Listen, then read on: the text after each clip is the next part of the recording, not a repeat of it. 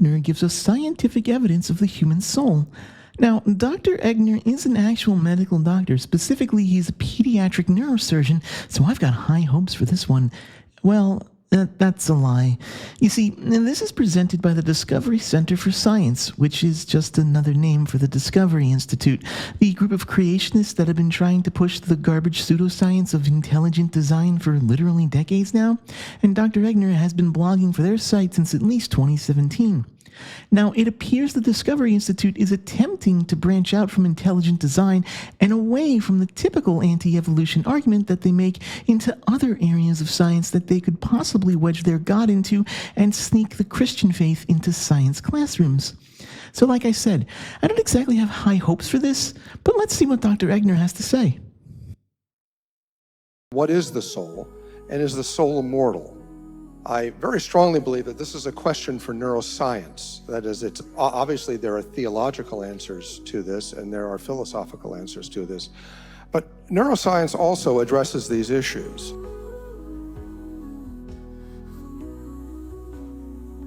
Let's get our definitions out of the way here. Dr. Egnor is a neurosurgeon, not a neuroscientist. A neurosurgeon is someone that performs surgery on the brain, spine, or nervous system with a focus on direct medical intervention. They remove tumors, treat aneurysms, relieve spinal compression, and perform a variety of extremely valuable and skillful surgeries in and around the brain area. A neurosurgeon is an extremely specialized field requiring an MD plus 7 or more years of residency in neurosurgery.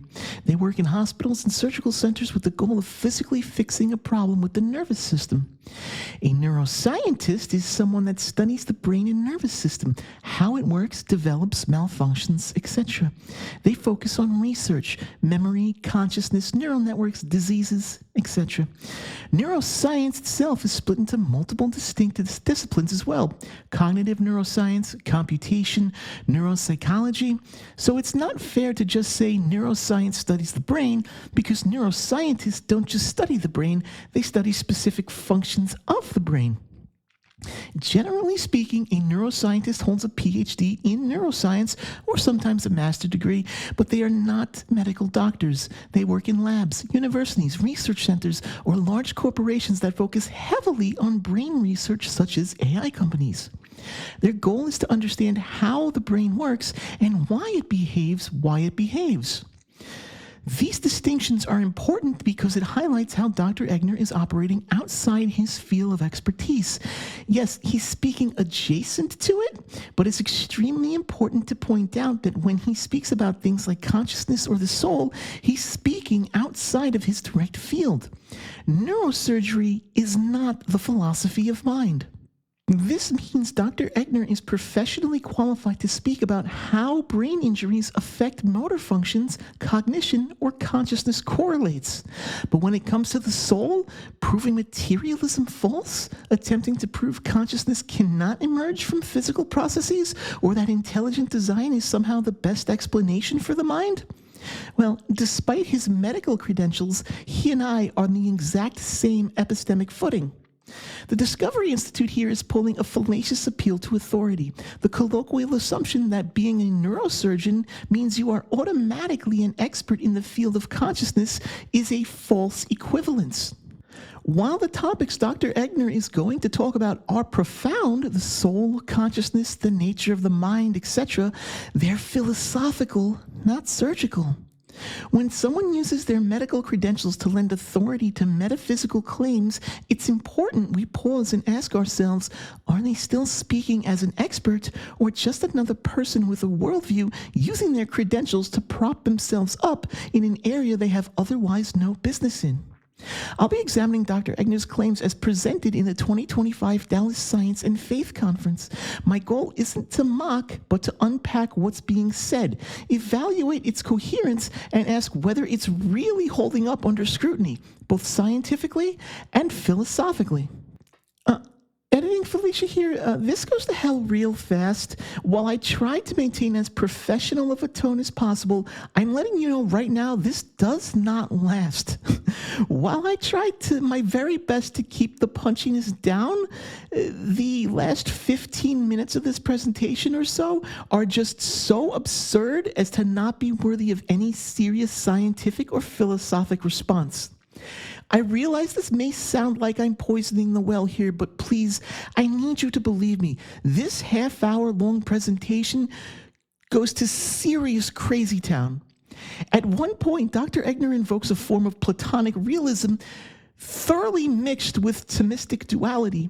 He never formally declares it, so I just have to throw out counterexamples off the top of my head without ever formally declaring their grounding either. Ultimately, this ends up being more philosophic mudslinging than any formal sort of counter-apologetics. While I could give examples of why things like emergentism is given more weight than Platonic reality, I just didn't. I came to realize really fast that Dr. Egnor wasn't presenting with scientific accuracy or good faith in mind. He was selling his book to the Discovery Institute audience, and about 10 pages into this 55-page script, I realized staying extremely formal in my declarations just wasn't worth it. If you've got a problem with concepts like emergentism, empiricism, or methodological naturalism and think I should have spelled out my own position better, then prepare to be disappointed.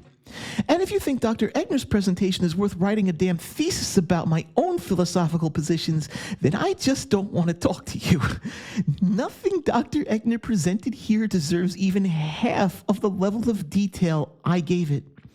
So if you value an intellectual back and forth where I try to present the best possible argument for or against something, you're probably going to want to turn back now.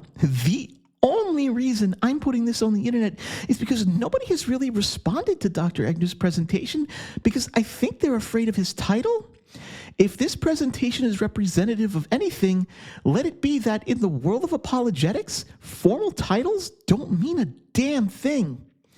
Trust me, you do not need a PhD to dispute this guy. 5 minutes on JSTOR or Google Scholar fully debunks his claims before he descended into Thomistic madness. There are three questions that I want to ask today about the human soul. First of all, does the soul exist as something separate from the brain? The current materialist way of looking at things is that all of our mind is just from the brain. And if it does so, then what is the soul? And is the soul immortal? I very strongly believe that this is a question for neuroscience. That is, it's obviously there are theological answers to this and there are philosophical answers to this. But neuroscience also addresses these issues, and it does so, I think, in a fascinating way. Science is about measurable phenomenon. If it has no measurable effect on anything, scientifically speaking, it's no different from something that doesn't exist at all. Well, in order to ask the question, does the soul exist as something separate from the brain, you first need to answer the question, what is a soul? We have to define our terminology first. Not everybody believes in the soul, and people of different faiths or different denominations all have different ideas of what a soul is. For example, some sects of Christianity think that the soul is a ghost that pilots a meat puppet, while other sects think the soul is something that is shaped over the lifetime of the human, then ascends to be with God on a physical death. Still, others define a soul as merely conceptual, meaning it has no physical or ontological reality surrounding it, and it's just metaphorical terminology. If your definition of soul shifts every time it's challenged, sometimes a ghost, sometimes a metaphor, sometimes an emergent property, then it's not a stable concept. You're guilty of semantic fluidity, making it immune to falsification. That's a red flag, not only in science, but also in philosophy. After you establish what a soul is, you can then ask the question, does a soul exist? Of course, this means you'll have to define the methods for testing, observing, or inferring the existence of said soul and justify your methods, document your observations, and offer a reproducible conclusion grounded in the evidence. And then, assuming your conclusions point to the soul existing inside the brain in some capacity, you can ask the question, is the soul inexorably linked to the brain? A Again, using the methodological scientific method to provide a suitable answer to that question. If you can then prove that the soul is linked to the brain, then and only then can you ask the question, does the soul exist outside of the brain?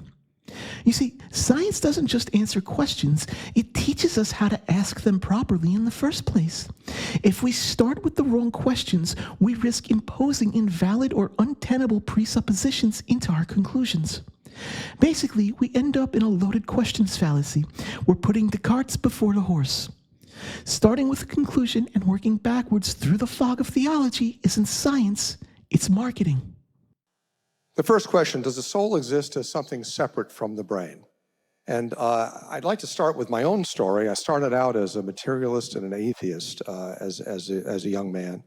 And in medical school, I fell in love with neuroanatomy and neurophysiology because I thought that learning about the brain, learning all the detailed, beautiful neuroanatomy would really help me understand who I was and understand what it was to be a human being. And then you seem to have misunderstood what neuroanatomy is designed to explain. Neuroanatomy is the study of the relationship between structure and function in the nervous system. It makes no statements on philosophical meanings such as understanding what it is to be a human being.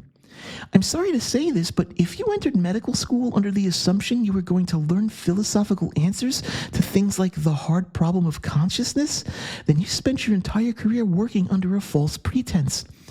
But let's be realistic, this is a throwaway line. Dr. Egnor doesn't mean this to be a line taken literally at face value and dissected like this. This line is pure propaganda. It's credential laundering, or the halo effect, using accurate scientific terminology to smuggle in metaphysical conclusions that aren't actually supported by the science. When people do this preemptively, such as at the beginning of a presentation and not at the end during something like a question and answer segment, they're doing it to buy social authority, usually because what they're about to present is weak and or fundamentally flawed in some way. It's purely a mask to try and hide the blemishes of a faulty argument. Actual neuroscientific research involves brain scans, behavioral studies, computational modeling, not metaphysical speculation dressed in a lab coat. I trained in neurosurgery at the University of Miami and have been at Stony Brook on faculty there since 1991, and I've done about 7,000 brain operations. And I've learned a fair amount, in not only academically, but just in personal experience as to how the brain works and how the mind relates to the brain. I saw a number of things over my career that made me question the traditional materialist way of understanding how the brain works. This is a methodological overstep, and in doing so, he's using his credentialed past to buy him credit in his metaphysical speculation. This is a textbook case of domain transference. He's trading surgical hours for philosophical insight like it's some kind of epistemic currency exchange. The problem is that he doesn't study the mind, he operates on tissue. Observing post-operative function is not equivalent to understanding the ontology of mind.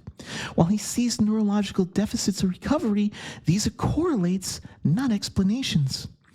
Also, as a surgeon, he doesn't oversee long-term rehabilitation.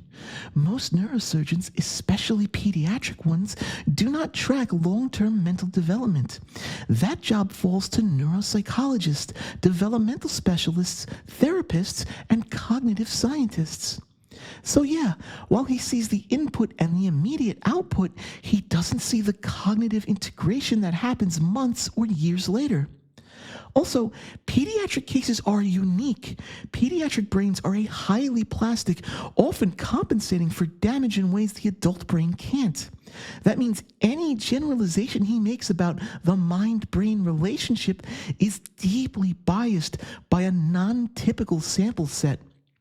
In short, he's observing a fluid, actively reconstructive mind, not a stable adult consciousness. Dr. Egnor's vast experience reveals how brains respond to trauma, not how minds emerge from brains. His experience is evidence of how developing brains adapt to surgical intervention. What he has seen are cases where plasticity and neurodevelopment compensate or fail to compensate following trauma. That doesn't teach you what the mind is, it teaches you that brains, especially young ones, can be remarkably adaptable. The patients I'm going to show you here are real people. I've changed their names, but they're very real people. The picture on, I guess it would be which side? On your left is an MRI of the brain of a young lady, and the black there is spinal fluid. The brain is the gray stuff there. She's missing about 2/3 of her brain. That's the way she was born. The image alongside of it is a normal brain for comparison. When she was a young baby, we scanned her and found this, and we were rather pessimistic with her family about her chances of having a normal life. She grew up a completely normal person. She was on the honor roll in high school. If you met her today, you'd say, she's a bright young lady. She's perfectly fine. This MRI image right here led me down a rabbit hole. What you're looking at is a comparative image between a child with what I was informed was likely Dandy-Walker malformation on the left and a normal adult brain on the right. Dandy-Walker malformation is a very rare condition that affects the development of the cerebellum, the part of the brain that controls movement and balance. In this particular image, we're seeing what I'm told might be hypoplasia or agenesis, absence of the cerebellar vermis, cystic dilation of the fourth ventricle, and enlargement of the posterior fossa. Yes, it took me a very long time to pronounce any of that, and I think I only got it about half correct. How do I know this? I don't. I asked a friend who knew a friend who knew a pediatric surgeon. They were kind enough to come back and give me a brief overview of what the hell I might be looking at because, quite frankly, I can't interpret this. This friend of a friend of a friend also noted he couldn't make a clear diagnosis because this was only the sagittal view and he would need the axial and coronal views and maybe other more advanced imaging techniques to recommend a specialist. All that to say that Dr. Egnor isn't telling us the whole story. He's relying on our ignorance. While I'm not a medical doctor, what I do know is how to research, and research I did. Guess what's strongly correlated with this condition? Hydrocephalus. And while Dr. Egnor is a pediatric neurosurgeon, what area of neurosurgery does he specialize in? Every profession has specializations. Some in computer science could specialize in user experience, multi-threaded development, AI, or anything else. Neurosurgeons, they specialize too. What is it that Dr. Egnor specializes in? What is it that Dr. Egnor has published work in medical journals about? Hydrocephalus. His brand of neurosurgery specializes in the treatment of hydrocephalus, specifically implanting shunts to relieve fluid buildup, which falls under the category of neurosurgery. So when Dr. Egnor tells you she's perfectly fine, do you know what he's not telling you? That DWM mostly affects motor function, that symptoms include developmental delays, poor muscle tone and coordination, eye movement problems, vision and hearing problems, and seizures. He's also lying through admission because this child, in order to function and appear perfectly fine in high school, likely has gone through and will likely continue for her life a regimen of physical, occupational, and speech therapies, things Dr. Egnor, as a hydrocephalus specialist, would not be involved in. Do you know what else he's lying by omission about? That other complications outside of direct motor impairment varies wildly among patients diagnosed with DWM, and the severity and symptoms can vary significantly between patients, and even that is dependent upon other abnormalities being present. Modern neuroscience has shown time and again that higher order functions are located roughly in the prefrontal cortex, not in the centers for speech and motor control. What Dr. Egnor is describing here is neuroplasticity, particularly the kind found in pediatric brains, not immaterial souls. Dr. Egnor wants you to believe that visible gaps in brain tissue invalidate our understanding of cognition. But brain volume is not the metric for intellect. Functionality is. And functionality is distributive, adaptive, and, especially in children, highly plastic. I think he's framing this as a miracle story to argue against materialism, but the real miracle is how adaptable biology can be under the right conditions, not proof of a ghost in the meat bag. Let me be crystal clear here. Dr. Egnor knows full well that this single image doesn't tell the whole story, but he's using it rhetorically without full context. This is deliberate misframing, which isn't just some scientific error, it's ideological manipulation. And if he did this same stunt in his medical practice, he'd be liable for malpractice lawsuits. Missing 2/3 of her brain. This is a little boy named Joshua. He was born missing also about 2/3 of his brain.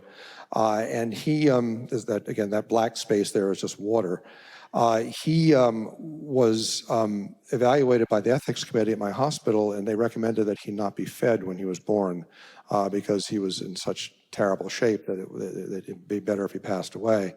We rescinded that order and fed him, and he's now graduating from high school, perfectly normal young man, plays sports, So this is what I'm told, yet another image of a child with DWM. DWM often appears with hydrocephalus, and that fluid buildup is likely responsible for the black space in the CT image, not a complete absence of brain matter. So instead of going into the details of his claim of the child living a normal life, I already dissected the hell out of what was wrong in the previous example. Let's talk about ethics. Specifically, let's talk about Dr. Egnor's ethics. Him stating the ethics committee at my hospital recommended that he not be fed when he was born is in no way reflective of recommendations for Dandy Walker malformation. We can see, despite the doctor's poor cropping, that the MRI presented goes back to 2003. Ethics committees at hospitals would not recommend withholding feeding from a newborn unless there was some extreme circumstance where natural death is inevitable and survival is not realistically possible. Even back in 2003, this was exactly the same for DWM as it is in 2025. It would have to be judged to be medically futile for the child to be viable for them to recommend not feeding the newborn because of an additional defect, not because of DWM on its own. This is the lie that Dr. Egnor is telling you. He's attempting to imply that the ethics committee took one look at the MRI and thought, there's not enough brain here to survive, this child isn't worth saving. The problem is that's not how ethics committees work or come to a well-educated recommendation. There are rare, tragic cases where certain death and unbelievable suffering are inevitable, and ethics committees do make that kind of decision to not prolong life artificially. Dr. Egnor here, by attempting to imply his story is another case of a miracle baby that disproves materialism, is also subjectively implying that ethics committees at hospitals actively conduct eugenics based on the viability of normalcy. That is blatantly false and is not just a characterization of the function of ethics committees, but an unethical attempt to sabotage the very foundations of modern medical science. Painting medical professionals as villains isn't just inaccurate storytelling on Dr. Egnor's parts, nor is it just wrong, it is downright evil. If Dr. Egnor needs to distort hospital ethics into eugenics to prop up the claim of a soul, then he's not defending science nor faith.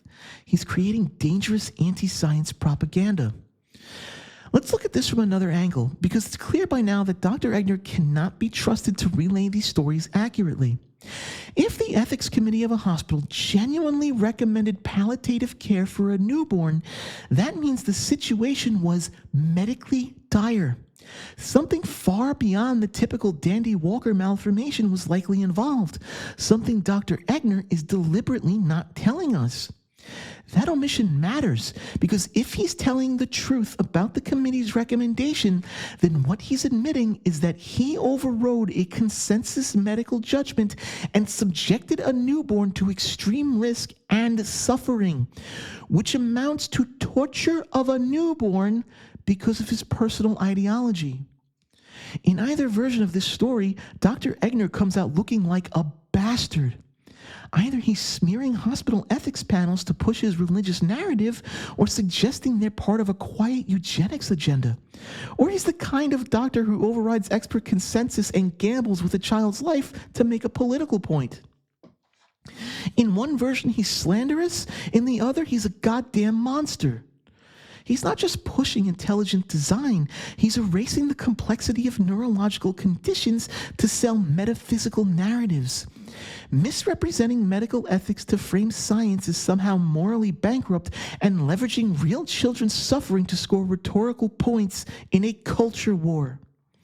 He's betraying scientific method, clinical transparency, and the public trust all at the same time with the smug, practiced ease of someone who expects not to be questioned because he expects his title to do the heavy lifting.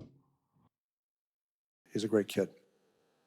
Maggie is a young lady who was in a gifted program when she was young. She's a brilliant young woman, missing most of her cerebellum and part of the central regions of her brain.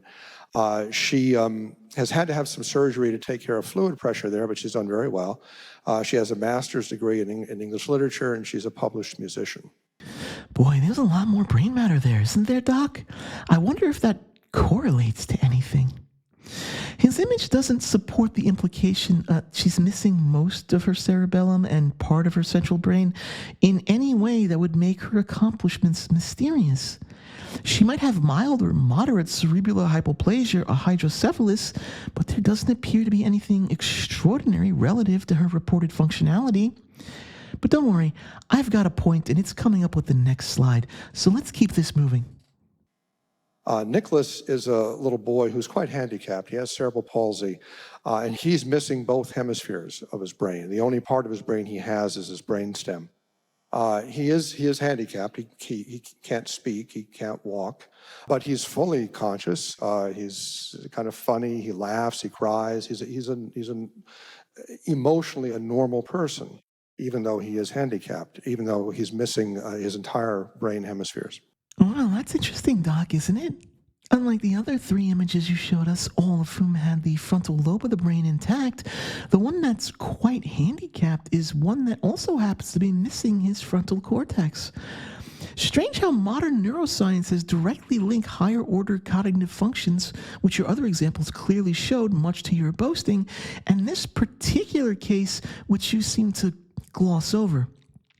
Despite what I can only assume are his profound impairments and inability to speak or move independently, you've concluded, without behavioral context or testing, that he's both fully conscious and emotionally normal. That's not a diagnosis, Doc. That's projection. As someone who specializes in hydranencephaly, how did you come to this conclusion? Also, why did you choose this slide as the one titled hydranencephaly and not the other slides, all of which showed some degree of hydranencephaly? Is it because you want to try and deflect criticism of your previous examples to try and equate hydranencephaly with severe disability, rather than showing the remarkable spectrum of disability that can occur because it's not limited to a single outcome? You know, at this point, I think you're intentionally being dishonest. I could maybe give someone else a pass because maybe they were reusing old slides and just didn't have the time or didn't remember to remove the title, but with what you've shown so far, no, I think this was intentional. It's my opinion that you are intentionally trying to create the distinction in your audience's mind that this is hydranencephaly, that your specialization specifically results in severe disability. You're creating a loaded visual narrative, associating severe disability with a labeled diagnosis to insulate yourself from critique. That's not education, that's misdirection. So it raises the question, it sounds like a really strange question, but as you see, it's not so strange. Is the brain the organ of the mind? The heart's the organ of circulation, the kidneys are the organ of making urine. But is the brain completely the organ of the mind? Clearly, in some ways it is, but in other ways it may not be. In some ways, it may not be. This statement is going to need a mountain of evidence to back it up because despite the ethical concerns I have with your previous slides, they all clearly showed a strong correlation between brain matter and cognitive capability. In fact, most of the patients described here seem to be living relatively normal lives, though you completely gloss over any and all rehabilitative efforts that they may live through. And in one case where a majority of the brain is missing, you describe the patient as being quite handicapped. You've got quite the methodological mountain to climb here, Doctor. I'm sure looking forward to this evidence of yours. This question was first addressed by Wilder Penfield, who's a neurosurgeon, worked in Montreal in the mid-20th century, probably the greatest scientist in the neurosurgical profession. And he was the pioneer in epilepsy surgery. And he would do awake brain surgery, meaning that patients during the brain surgery would be fully awake with local anesthesia, so they felt no pain. And he would stimulate their brain to map the surface of their brain to remove foci of epilepsy. I think we need to clarify something here. Penfield was not mapping the mind. He was electrically stimulating isolated cortical regions of the brain. This was surface level, both functionally and literally. He wasn't mapping the brain, he was developing the Montreal procedure, a technique used for treating epilepsy. That involves mapping the surface of the brain while patients are awake to identify and remove the epigenetic cortex. This is not mapping the brain like a cartographer maps a landmass. This is attempting to figure out where an epileptic signal is coming from so the area of the brain causing it can be treated, isolated, or removed. And he's devoted his career to studying epilepsy. And he asked a fascinating question. He said, why are there no intellectual seizures? When people have seizures, if they remain conscious during the seizures, they do one of four things. They'll have uncontrollable movements. Their arm will shake. They can have sensations like tingling on their skin. They can have emotions, powerful fear or laughter or joy. And they can have memories. You can have a seizure where you get this recurrent memory. But nobody ever has a calculus seizure. Nobody ever has a mathematics seizure where you can't stop doing long division. And Penfield said, that's really odd. If you can evoke all these other things, why can't you evoke abstract thought, reasoning, theology, philosophy, thinking about God? It doesn't happen from seizures. And he said the most reasonable explanation is that that aspect of the mind isn't from the brain. This is a really odd conclusion that I think separates scientists from surgeons. This is literally mistaking absence of evidence for evidence of absence. Claiming I have never found a center of abstract thought and leaping to the mind must be immaterial isn't reasoning. It's theological whitewashing. What Penfield and now Egnor fail to point out is that Penfield's results were all basal effects, sensations, movements, memories, raw emotions. But other things like rationality, spirituality, theology, philosophy, calculus are all much more complex higher order functions. This is a non sequitur based on personal incredulity and a category error. Just because surface level stimulants of certain limited areas of the brain doesn't evoke higher order cognition does not mean that cognition is not brain based. In 2025, modern neuroscience knows that seizures are chaotic, that higher order thought is not reducible to a single cortical trigger, and that rational abstraction likely requires sustained ordered neural activity, not localized noise. And this brings up an important point in my criticism of this entire presentation. Penfield's experiments took place between the 1930s and the 1950s. That places his experiments and his own conclusions nearly a century out of date. Penfield's last paper was published when lobotomies were still being prescribed as a legitimate treatment for depression. Does Dr. Egnor think the field of neuroscience hasn't advanced since then? And we simply attach an EEG to a few epileptic people's brains, shock them a few times, and conclude higher order cognition must occur outside the brain? No. No, of course not. In fact, modern seizure research directly contradicts both Penfield and Egnor, showing that seizures can, in rare circumstances, produce much more complex systems, including compulsive writing, hyper-religiosity, and complex automations. Though these are rudimentary imitations and not true reasoning, but the point being, they are all purely neurological in nature. We've made an unnecessary metaphysical leap here when a scientific explanation will in fact do. Seizures are bursts of chaotic brain activity, not organized cognition. So the fact that they produce basic motor and emotional responses, but not abstract reasoning, doesn't mean abstract thought comes from outside the brain. It just means complex thinking requires structure and time, not lightning strikes. Being baffled that you can't have a theology seizure is like wondering why a blender can't randomly assemble a poem from discarded newspaper. He tested this further by intraoperatively with awake patients, stimulating the surface of their brain to map the brain, just like you would map a city, and to find out where different things were located on the brain, again, so he could protect them in removing epileptic foci. But he couldn't find any kind of abstract thought centers in the brain. There's a movement center, there's a sensation center, there's a visual center, there's a hearing center, there are emotional centers, there are memory centers. But there's no center for thinking abstractly. There's no center for reason.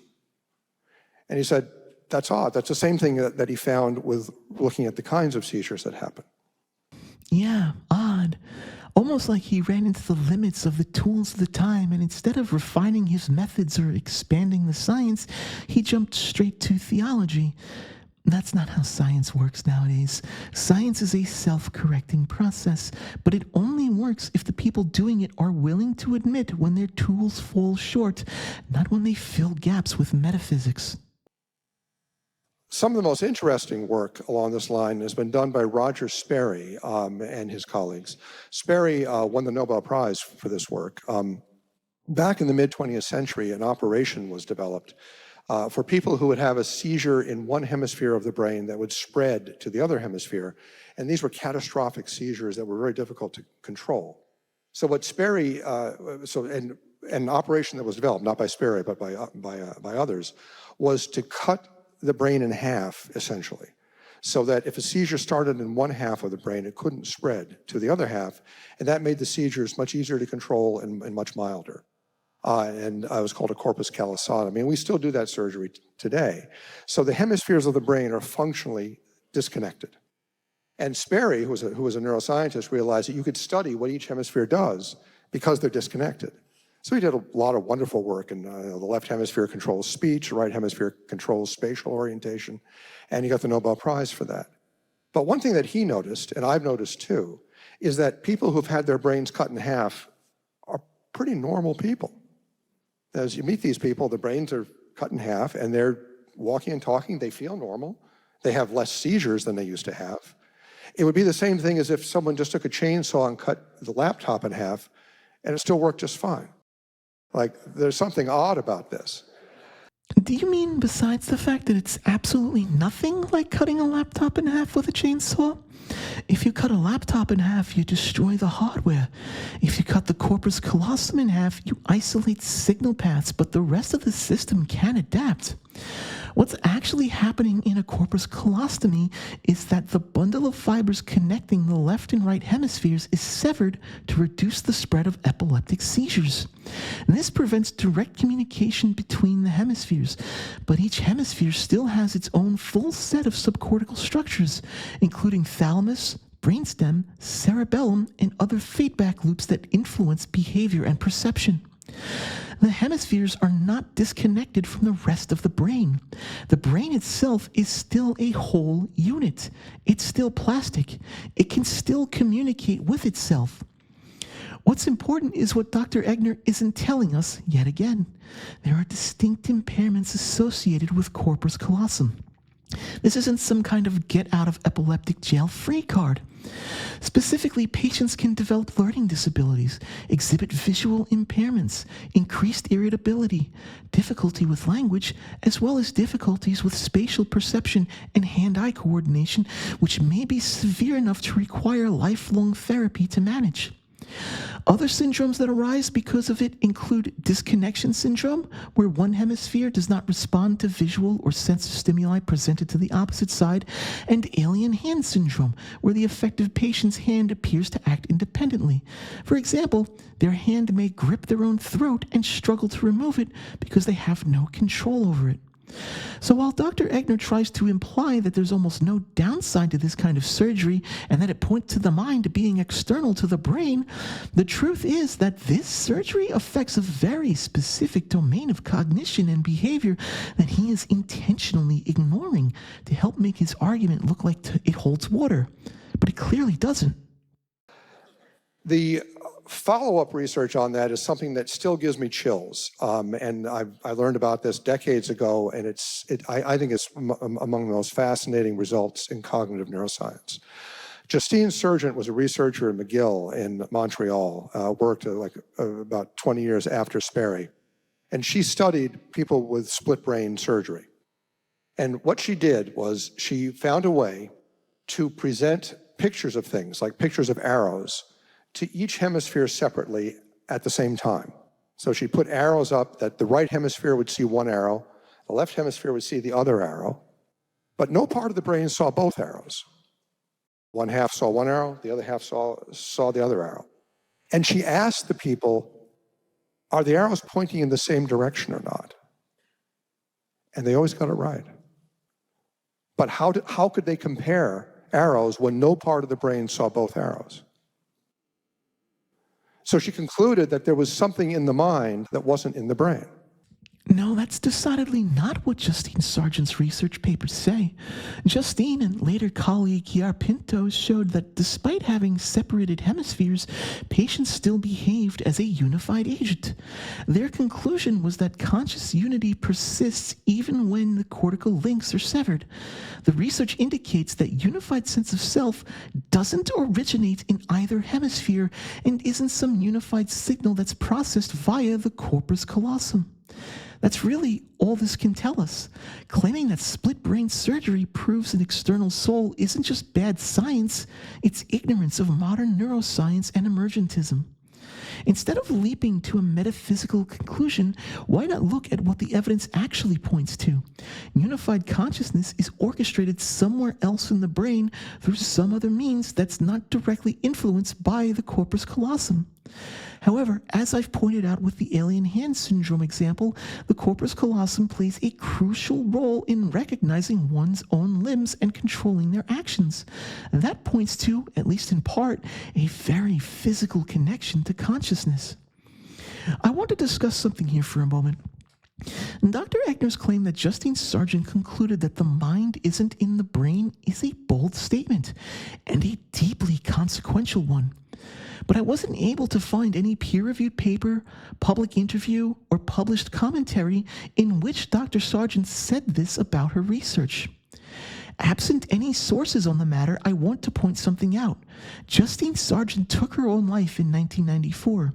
She isn't here to clarify what she did or did not mean, which makes it all the more important that we treat her words and her legacy with integrity. If we're going to quote the dead, we better be damn sure we're doing it honestly. As far as I can tell, Justine Sargent never said that there was something in the mind that wasn't in the brain. I never found a single verifiable source on that particular statement or statements made by her that were even like that.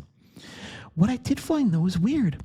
The only place I can find this quote is on a blog called Feed Your Head, written by one Adam Jacobs. In this article, he quotes Dr. Egnor as having quoted Justine Sargent, but that's it. That's the only reference I can find to where Justine is mentioned in Dr. Egnor's own Evolution News blog post. Yes, the same Evolution News site that is run by the Discovery Institute.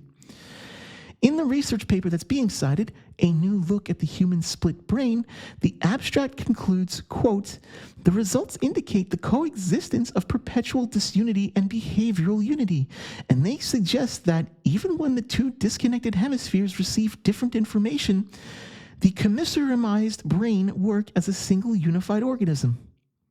Yes, I absolutely butchered that word, and no, I'm not going to try and re-record that for the 5th time. You can just look it up yourself. I'm horrible at English. That is not the same thing as saying the mind originates outside the brain. Also, not to belittle Justine's work here, but the article was published in 1987. I'd like to remind the viewer that it's 2025. We're 38 years separated from this research and its conclusions. While I have no doubt that her work, which was published in Volume 110, Issue 5 of the Oxford Academics Brain publication, is substantial and not inconsequential, it is almost 40 years out of date. It's not that split brain patients somehow prove or disprove materialism or duality. It's that he's not engaging with modern neuroscience. He's not engaging with the modern science that has given risen to things like AI, understanding of neural networks, and companies like Neuralink. Instead, he's building a Mott and Bailey, using old scientific understanding to confuse his detractors and then retreating to knowledge gaps when his opponents don't have answers. This is not valid argumentation. It's hiding behind bold claims of dead researchers who can no longer speak for themselves. Say what you want about Matt Powell, at least Mary Schweitzer is still alive to call him out on his rhetorical nonsense. Yair Pinto has furthered that research in which he tells stories to split brain patients, where the first half of the story is presented to one hemisphere. The second half of the story is presented to the other hemisphere. But you don't understand the story unless you see both. A good example would be if the left hemisphere can see a baseball, and the right hemisphere can see a broken window. So Pinto would ask the patient, what happened? And the patients always answered, the baseball broke the window. But no part of the brain saw both the baseball and the window. So there's something in the mind that's not in the brain. Yair Pinto's research just simply doesn't conclude this. Instead, the abstract of his research states, these findings suggest that severing the cortical connections between hemispheres splits visual perception, but does not create two independent conscious perceivers within one brain. This says nothing about there being something in the mind that isn't in the brain. A serious scientific inquiry would examine other signal pathways beyond the cortex instead of jumping to metaphysical claims. The only valid conclusions we can derive from this data on the basis of self-awareness and consciousness is that awareness of the self is not split between the two hemispheres. There are still other areas of the brain that can receive and interpret signals from both hemispheres and produce conscious conclusions that are attached to both hemispheres. Crucially, we've known for a long time that the hemispheres conduct different physical tasks of the body and don't share those tasks as a unified whole unless it's in specific situations, such as spatial coordination, word selection, language processing, and body mapping, hence alien hand syndrome. If you want to know just how unscientific Dr. Egnor is being here, just look at his blog post on Evolution News, where he states, a few patients have transient disorders like alien hand syndrome, but this is rare. You can't just wave away things like alien hand syndrome, pretend that there's nothing going on, and then assert dualism when a very much naturalistic, materialistic thing is happening that is directly correlated to split brain surgery, and then have the gall to call your baseless assertions scientific. Alien hand syndrome doesn't happen to people who don't have damage to the corpus callosum, full stop. That means perception of the self is still physically tied to the brain. The only thing this research points to is a known gap in our knowledge. We've known for a very long time that consciousness is not a hemispherical phenomenon. People have had half their brains removed and still have a normal sense of self before split brain surgery was utilized. This research narrows our gap in understanding. It doesn't explain it away, but it doesn't justify making up answers either. That's the difference between real science and metaphysical storytelling. Also, as a side note, Dr. Egnor is still lying through omission. These studies occur months to years after the patient is recovered from surgery, meaning the plastic brain has had time to rewire, adapt, and compensate. That means the mind's apparent unity really isn't a mystery, it's an experienced outcome of the brain's capacity for adaptive reorganization. And let's be honest, putting together the story of a ball breaking a window requires higher order cognition. Why would it be surprising or even novel for another portion of the brain to be responsible for reconstructing past events and producing a coherent story from them? We've known for a very long time that logical inference is not solely the domain of the left or right hemisphere, but of the frontal lobe, a portion of the brain that's still connected to both hemispheres. Is it really surprising to find out that the signal pathways that connect the two hemispheres don't connect the hemispheres to the frontal lobe? The patient's ability to say the baseball broke the window is not a function of an external mind, but simply an experienced neurological trait, considering what modern neuroscience understands about the brain. The only mystery here is why Dr. Egnor insists on ignoring everything we've learned since the Reagan administration. Now, before we move on from split brain patients, I wanted to discuss something profoundly important to this discussion, and it's something I believe Dr. Egnor seems to have ignored. If the soul or the mind is truly external to the brain, then why don't people report feeling like a different person after the brain physically changes? People with frontal lobe trauma, stroke, or tumors can undergo dramatic personality shifts, becoming more impulsive, apathetic, aggressive, or emotionally unstable. They don't say, "I feel like someone else is inhabiting me now." Instead, they often lack awareness of the shift, acknowledge others are treating them differently, and retrospectively realize, "I used to be different, not I was replaced." If dualism were true and a non-material soul were the seat of consciousness, then we would expect continuity of the self regardless of brain state, an internal observer able to recognize that something is wrong with the hardware, verifiable reports of cognitive dissonance. I'm still me, but I'm trapped in a malfunctioning body I no longer understand. But that's not what we observe. Instead, we see self-awareness as emergent from neural networks. When damaged, the systems for reflective thought or emotion regulation break down. The brain can't evaluate itself from the outside because there is no outside. It's all internal recursion all the way down. People don't experience losing themselves. They are just different and don't appear to be aware of it. Egnor wants to argue that consciousness is some non-material essence, but if that were true, why don't people who suffer brain damage report being disconnected from themselves? Why don't stroke survivors say, "My soul is intact, but something's wrong with the body I'm piloting"? Instead, they struggle to realize they've changed it all. That's not how an external pilot behaves. That's a failing system misreading its own status. If the mind were external to the brain, shouldn't we see the mind notice the shift in personality? Instead, what we find is that people only recognize the change when shown evidence or when comparing past memories. That's not metaphysics, that's memory reconstruction. That's neurology. Wilder Penfield also studied free will, and he did a very interesting study. During these awake brain operations, he would stimulate the surface of a patient's brain, and if you stimulate the right place, you can make them do things, like make them raise their arm. He would ask them during the surgery to occasionally raise their arm themselves without him stimulating them. And you can't feel your brain. Your brain has no sensory things, and the patients are under surgical drapes, so they can't see what he's doing. And he would ask them, when your arm goes up, I want you to tell me whether you did it or whether I did it. And they always got it right. hundreds of thousands of trials of this in 1,100 patients.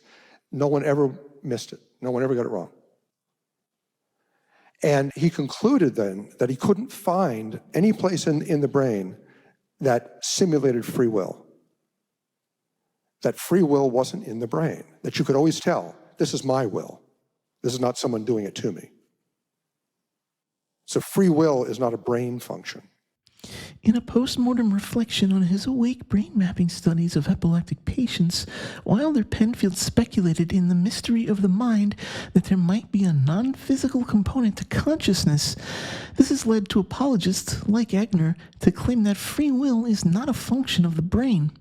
This is misleading at best and downright lying at worst.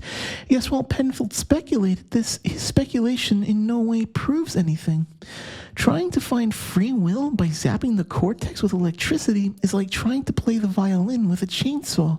Modern neuroscience understands will, agency, and deliberation as emergent properties of complex distributed activity across many regions of the brain, especially the prefrontal cortex, anterior cingulate, and basal ganglia. Areas, by the way, Penfield did not and could not test in coordinated unison. Penfield's experiments stimulated the cortex, not deep brain structures. He didn't stimulate the limbic system, ventral striatum, dopaminergic pathways, etc. What this proves is that you can't stimulate free will by simply electrocuting a couple of neurons. This shows the limitations of the tools and understanding of the brain for the time period Penfield was working in. Also, can we please define what will is? Because in typical Egnor fashion, he's not defining anything and then complaining when we can't find it. Of course we can't find it. You haven't told me what it is. If will is decision-making and intentionality, then we know it involves complex systems such as memory, anticipation, emotions, goal setting, and inhibitory control. These are temporally extended and internally modulated, not isolated switch-flipping behaviors. Also, while he leaned towards dualism later in life, Penfield admitted the limits of his methods and never claimed to have proven a soul. And to no surprise, modern neuroscience, which is 50 years more advanced than when he penned his post-mortem, is far more advanced and has far surpassed what Penfield could observe with crude stimulation in the 50s era EEGs. Today we understand that volition arises from coordinated patterns of brain activity. There isn't a singular will spot. Functional MRI and intracranial recordings show pre-decision activity seconds before conscious awareness of choice. Even without a corpus callosum connection, some volitional behavior is retained, indicating redundancy and distributed control. Once again, we see the exact same pattern of deception from Egnor, scientific limitations being twisted into metaphysical conclusions based on century-old data and a total disregard for what neuroscience has learned since the television was invented. This isn't evidence for a soul or even evidence of a mind external to a brain. This is evidence of scientific limitations and the importance of acknowledging those limitations by admitting, I don't know, rather than appealing to ghost-based meat puppetry. Benjamin Libet did probably the most famous research on free will. And what Libet found, and it would take a while to go in details about how he did his experiments, they were quite ingenious. But he would record electrical signals from the scalp, and these are people who haven't had any surgery, they're just normal volunteers. And what he found was that when you decide to do something simple, there tends to be a spike in brain activity that happens about a half second before you decide. Like if you're going to turn on a light switch, about a half second before you turn on the light switch, your brain spikes. And that's before you're aware that you're going to turn it on. So that seems at first glance that everything is driven by your brain. Your brain makes you do it, and you don't really have any free will. It's all just chemicals driving you to do things. This is the classic Discovery Institute sleight of hand, taking research that undercuts your belief and pretending it supports it, hoping the audience won't actually read the study. It's a bad faith tactic and exceptionally dishonest. Good thing I know how to read. Libet's free will experiment in 1983 asked patients to flex their wrists whenever they felt the urge at a time of their own choosing. The patients watched a rotating clock with a dot circling every 2.56 seconds. They were asked to note the exact time, the clock position. They became consciously aware of the urge to move. Meanwhile, their brain activity was being recorded using EEG. The research made some key measurements that later studies backed up and further refined. The study measured the readiness potential, a slow buildup of electrical activity in the motor cortex that begins before movement occurs. W time, the reported moment of conscious intention to act, as well as action time, the moment the movement actually occurred. The findings showed that the readiness potential began about 550 milliseconds before the physical movement, and the W time was reported only 200 milliseconds before the action. This suggests that the brain initiates action before we become consciously aware of deciding to act, which directly challenges the notion of libertarian free will. Free won't is Libet's reinterpretation of his results, noting conscious will may not initiate actions, but it can veto them after unconscious initiation. This became known as free won't, the idea that while we might not start an action consciously, we may be able to consciously cancel it before it happens. This points to initiation being unconscious while inhibition is conscious. Of course, the study has some critiques. The timing judgments are subjective, imprecise, and noisy. The readiness potential may reflect a general state of preparedness, not a specific decision. Later experiments, such as Soon et al.'s 2008 one, used fMRI to predict decisions up to 7 seconds before conscious awareness probabilistically. So where's Egnor lying? Why, right here. But he was a very clever researcher, and what he did is he asked people to veto your decision. That is, that when you're about to flip the switch, say, no, I'm not going to do it. I've changed my mind. And the veto didn't have a spike in the brain. So he said, it's not so much that he showed there was free will, but they showed there was free won't. That is that your brain, and he commented, he was a religious man, and he said, this is the traditional religious way of understanding human motivation, that we're hit with temptations from our brain, but we have the free choice to do it or not. Because the free choice to do it or not did not have any new brain activity at all. It was independent of the brain. So the brain keeps hitting you with these things, have that extra piece of cake. But you can say yes or no, and you can't blame your brain. You see, Libet never asked patients to veto the decision. He did propose a follow-up idea that people might be able to veto a pre-initiated action, but that was not the main focus of his original experiment. He hypothesized that the veto might occur in the final 1 to 200 milliseconds before movement. He did speculate about a conscious control function, but this was his own philosophical interpretation and not a measured phenomenon with the same clarity as readiness potential. So while Libet did raise the possibility of a veto mechanism, he did not experimentally verify a distinct veto signal in the same way he demonstrated the readiness potential. While it's true that no distinct neural signature like the readiness potential was found for the veto in the original experiment, that doesn't mean the veto is non-physical. It just means it might not manifest as a sharp spike like readiness potential. Now, 43 years later, we understand that inhibitory control is distributed involving prefrontal circuits and would not necessarily appear as a spike on an EEG. Finally, Egnor's theological worldview is not a valid scientific interpretation of Libet's data. He's dishonestly inserting dualism and trying to disguise it as neuroscience. Egnor's statement is possibly an outright lie. Libet himself did not express religious views in his research and explicitly warned against using his data for metaphysical conclusions about a soul. His free won't idea was about internal inhibition, not supernatural agency. Saying the choice not to act comes from outside the brain isn't just speculation, it's proven fiction. No data backs it, and no mechanism is proposed. It's ghost puppetry disguised as neuroscience. In modern neuroscience, again, Egnor is about 40 years out of date. Inhibitory control is well studied. It involves areas like the right inferior frontal gyrus and the anterior cingulate cortex, which shows increased activity during tasks like go, no go, and stop signal.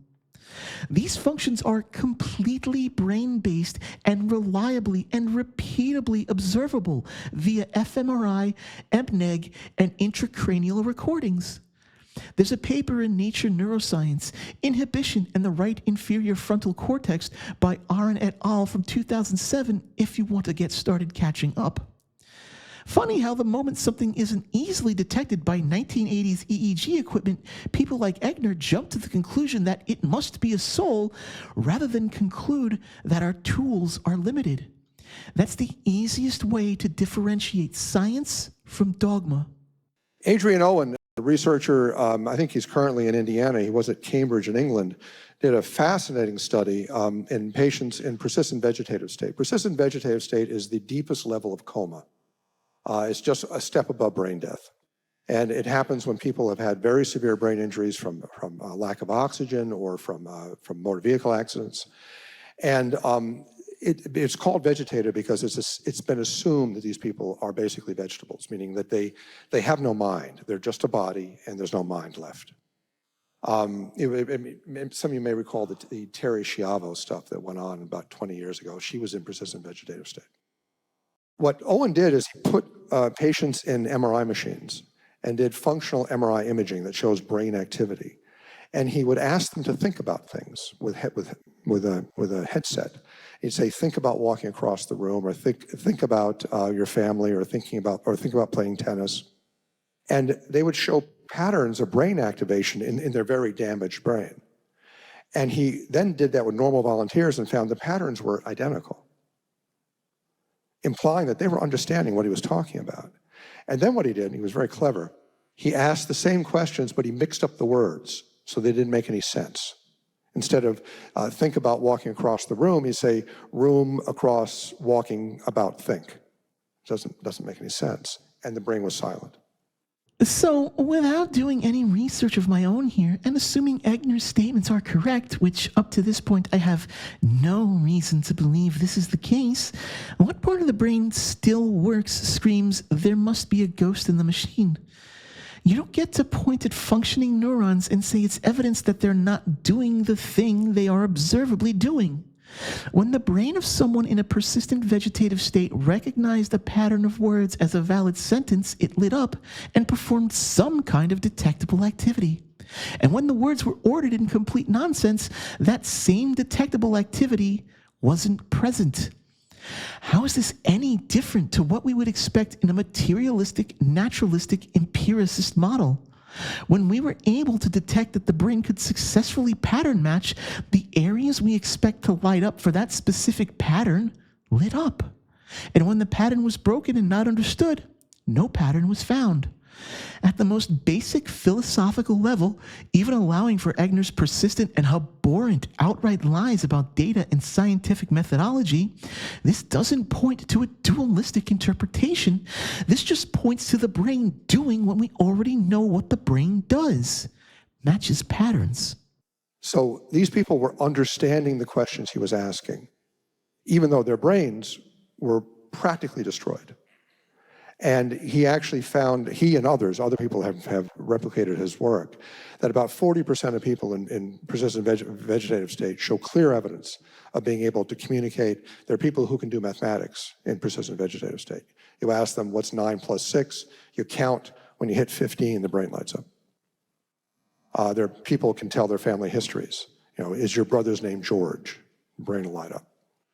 So you can communicate with people in the deepest level of coma in many cases. Again, this is basic rudimentary detection of successful pattern matching. By the way, these brains aren't practically destroyed. The study he's barely mentioning and hardly describing correctly only identifies between 10 and 20% of people in PVS can perform these actions. This isn't evidence for a disembodied mind. It's evidence we've been too quick to declare some minds unreachable. That's a medical problem, not a metaphysical mystery. Upwards of 20%, not 40% like Egnor said, are potentially misdiagnosed, and further testing before diagnosing someone as being in a PVS needs to be performed in order to reduce the number of false positives. This study paved the path towards developing a testing regimen for when patients are non-responsive but potentially still conscious. While Egnor here would like for you to believe that everyone diagnosed as being in a PVS is equal to Terry Schiavo's case, that's simply not true.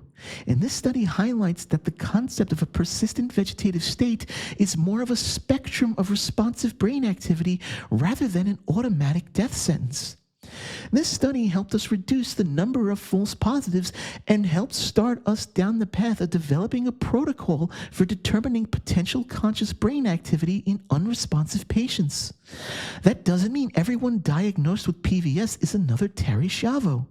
That doesn't mean everyone diagnosed with PVS has conscious brain activity. That does not point to an external mind. Let me be blunt here. If your whole argument hinges on fMRI lighting up in a damaged brain, then all you're proving is that brains work even when they're injured. This is not discovering a soul, it's discovering signal fidelity. If Adrian Owens' research proves anything, it's that science has to correct its own assumptions. If Egnor's theology had been in charge, these patients would have been written off as soulless meat husks. At this point, Egnor isn't even performing apologetic theology, he's just laundering conspiracy theories against modern medical science. Near-death experiences are sort of the paradigmatic example of a separation between the soul or the mind and the brain. Oh boy, now we're just diving headfirst into spiritual conspiracy theory. This ought to be fun. And while some near-death experiences may be not genuine, they may be hallucinations or whatever, there's no doubt that there is a real core of real experiences. They're probably about 20% of near-death experiences are veridical, meaning they can be checked. Actually, Egnor, that number is 0%. No peer-reviewed study ever published in any recognized medical journal has confirmed the existence of veridical near-death experiences. I will repeat that. There are 0 peer-reviewed studies that confirm the verticality of any near-death experience, and studies that explicitly look for veridicality find that no reports of near-death experiences align with appropriate test data. I'm not hand-waving the fringe away like Egnor does with alien hand syndrome. The number of veridical near-death experiences is 0. Not 20%, not 5 cases, 0. Where does this 20% number come from? I have no idea. None.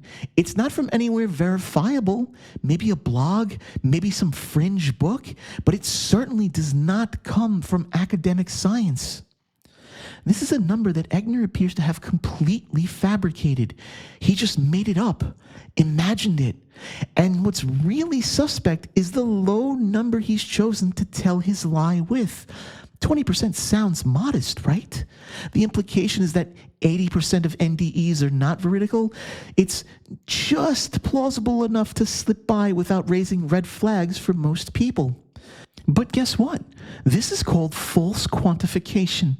Egnor attempts to give a precise-sounding statistic without source or reproducibility, which falsely implies some sort of empirical grounding. Even the AWARE study, which NDE proponents like to tout as some evidence for veridical NDEs, states that its findings are completely inconclusive, no better than statistical noise. And it did not demonstrate confirmed out-of-body perception. Only one subject out of 140 reported awareness, and that account could not be verified. Now, maybe I'm wrong, and Egnor got this number from somewhere else, but if he did, it wasn't an academic source, and it wasn't a scientific publication. There was no peer review process to validate the number, no trail left behind for independent verification. And that's not how science needs to be done. You can't hide your data and expect people to just believe it. It has to be verifiable and repeatable. If you make a claim that 20% of NDEs are veridical, you need independent replication. You need a trail of data that someone else can follow, and here, there is none. Even casually researching this topic in academic and scientific literature, I can find nothing that points to any confirmed, verifiable, veridical NDEs. Not one. The person knows things that occurred when they were dead, things that went on inside the room, etc. The probably most famous near-death experience was Pam Reynolds, who was an aneurysm patient, operated on in 1991. And in order to safely operate on the aneurysm, her surgeon had to stop her heart after cooling her body down to about 50 degrees Fahrenheit. And that gave him about 30 minutes to fix the aneurysm. He drained all the blood out of her brain, fixed the aneurysm, and then rewarmed her and started her heart again. And she survived and did very well, actually. She said that in the recovery room, she said, I watched the operation. He said, what? You were brain dead. You couldn't possibly watch the operation. So she said that as soon as her brain went dead, she popped out of her body, floated up to the ceiling, watched the surgery. She said that her vision was amazingly accurate, and it was a beautiful scene. And then she told him what he talked about during the surgery. She told him what the instruments looked like and what music was playing in the room during the surgery. And things like this have happened a number of times. So in my view, there's no question that some near-death experiences are very real. First of all, there is a plethora of evidence that NDEs are a brain-based phenomenon. Scientific consensus is that NDEs often involve oxygen deprivation, temporal lobe activity, dissociative states, ketamine-like endogenous chemicals, and memory reconstruction during recovery. Just read Blackmore from 1993, Blank et al. 2004, and Mobbs and Watt 2011. As far as Pam Reynolds is concerned, let's break that down. The claim is that Pam's brain was shut down, that she was dead, that she saw the operation and described it in great detail. But there are a lot of holes in this story. First, EEG silence does not mean there is no brain activity. EEGs only measure surface cortical activity, not deep structures. Her ears weren't completely blocked. Yes, she had molded speakers, but they were not perfectly noise isolating. Her memories matched things that occurred before full shutdown or while she was being rewarmed, not events that took place in the 30 minutes the doctors had to operate. And she recalled standard medical tools that any person might infer or see in the media. I really do want to point out the importance of this last bit because I've been in surgery before. The surgeon explained to me exactly what he would be doing, using the exact tools, and even provided a YouTube video I could watch of a similar operation being performed so I would know ahead of time what was being done to my body. I strongly suspect Pam Reynolds got the same or similar treatment, especially for such a drastic surgery as the one she had to undergo. But even if we assume Pam Reynolds' story is 100% flawless and accurate in every detail, and we had some magic way to verify that there was no way she could have been accidentally fed data about her own surgery and that anesthesia was acting fully as intended, Pam Reynolds isn't unique. And yet her story is. She wasn't the first and the only person to ever undergo this operation. If there was some kind of empirical piece of evidence, why haven't we, over the course of the last 34 years, been able to reliably reproduce this? Why can't we? If this is some sort of proof for a mind external to the brain, why isn't this experience reproduced every single day and recorded by researchers? Since then, thousands of patients have undergone deep hypothermic circulatory arrest. Countless people flatline in hospitals every day. No controlled, repeatable NDEs have ever produced veridical knowledge under blinded conditions. If the soul is leaving the body and floating above the room, why has nobody ever described the visual targets placed above operating tables? Not even once. Keep in mind, I'm not dismissing Pam Reynolds or other persons' experiences.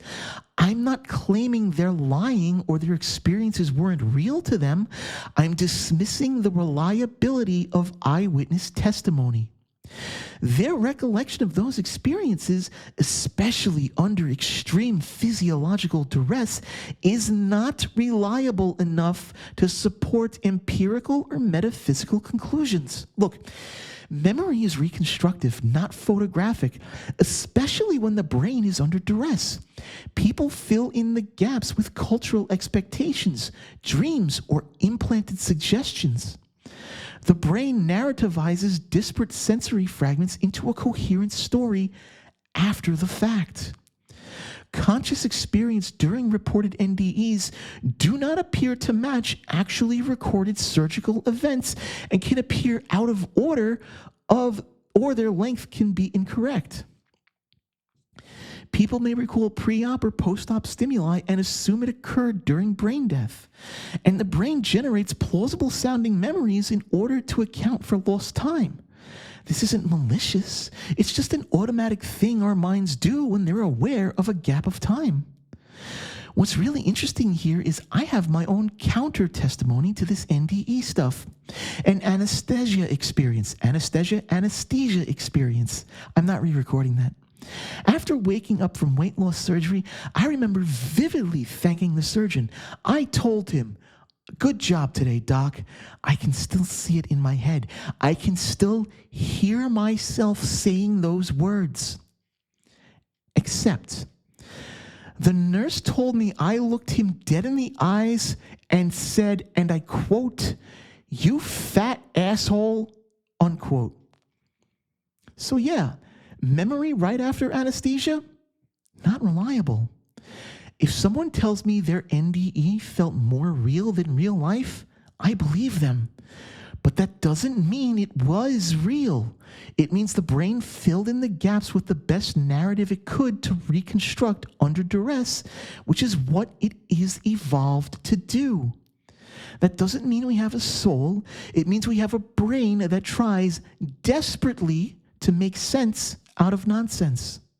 The other thing that for me is very convincing is that people have surveyed the literature, and there are thousands of examples of this in the literature, where people go down a tunnel and they see loved ones and relatives at the other end of the tunnel. Nobody in the medical literature who's had a near-death experience has ever seen a living person at the other end of the tunnel.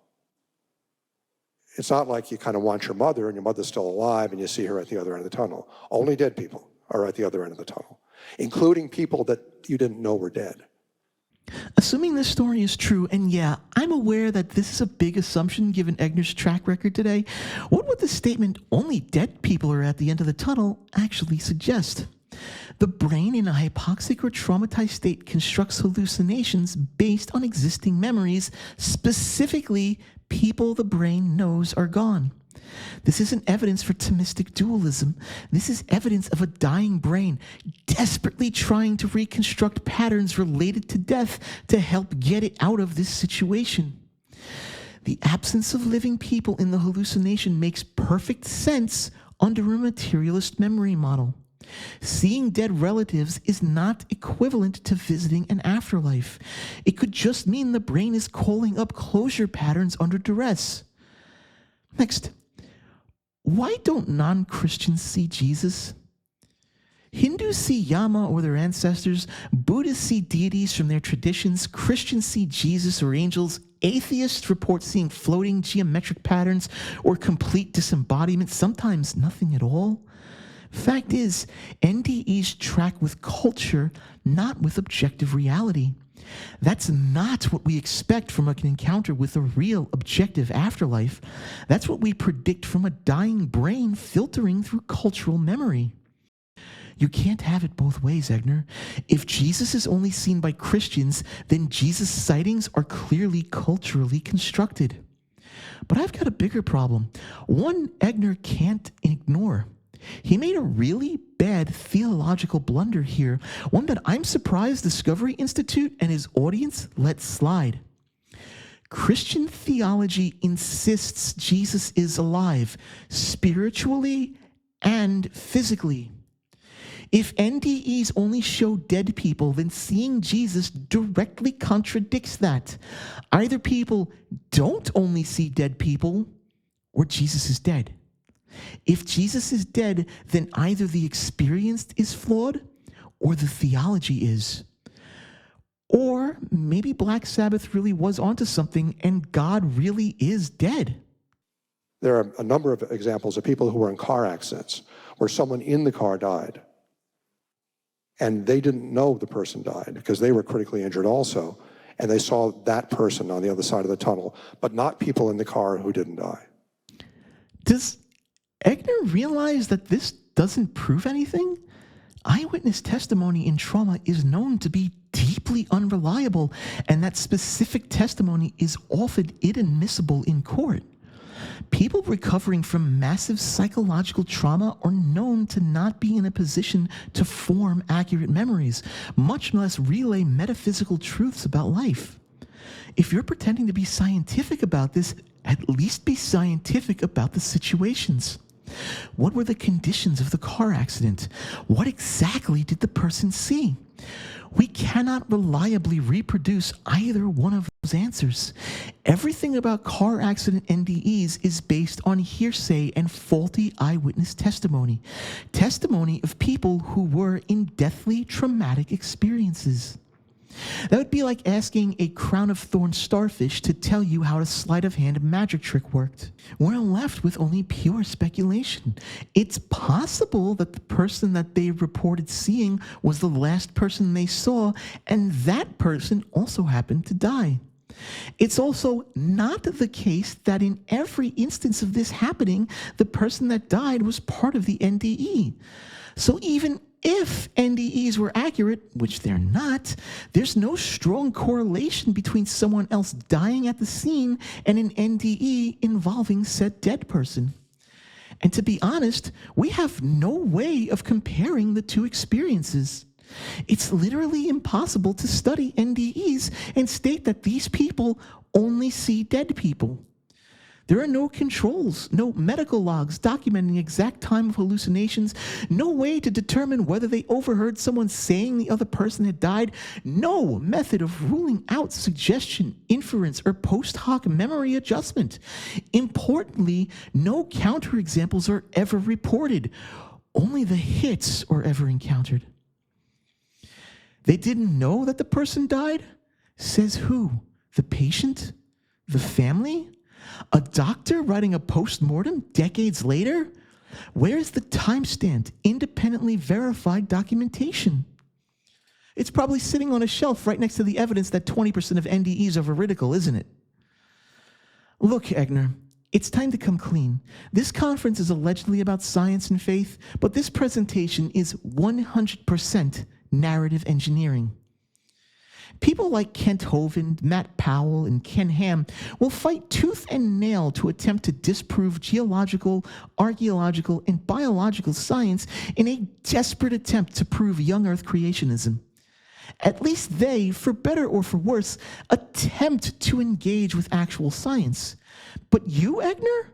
You haven't engaged with anything.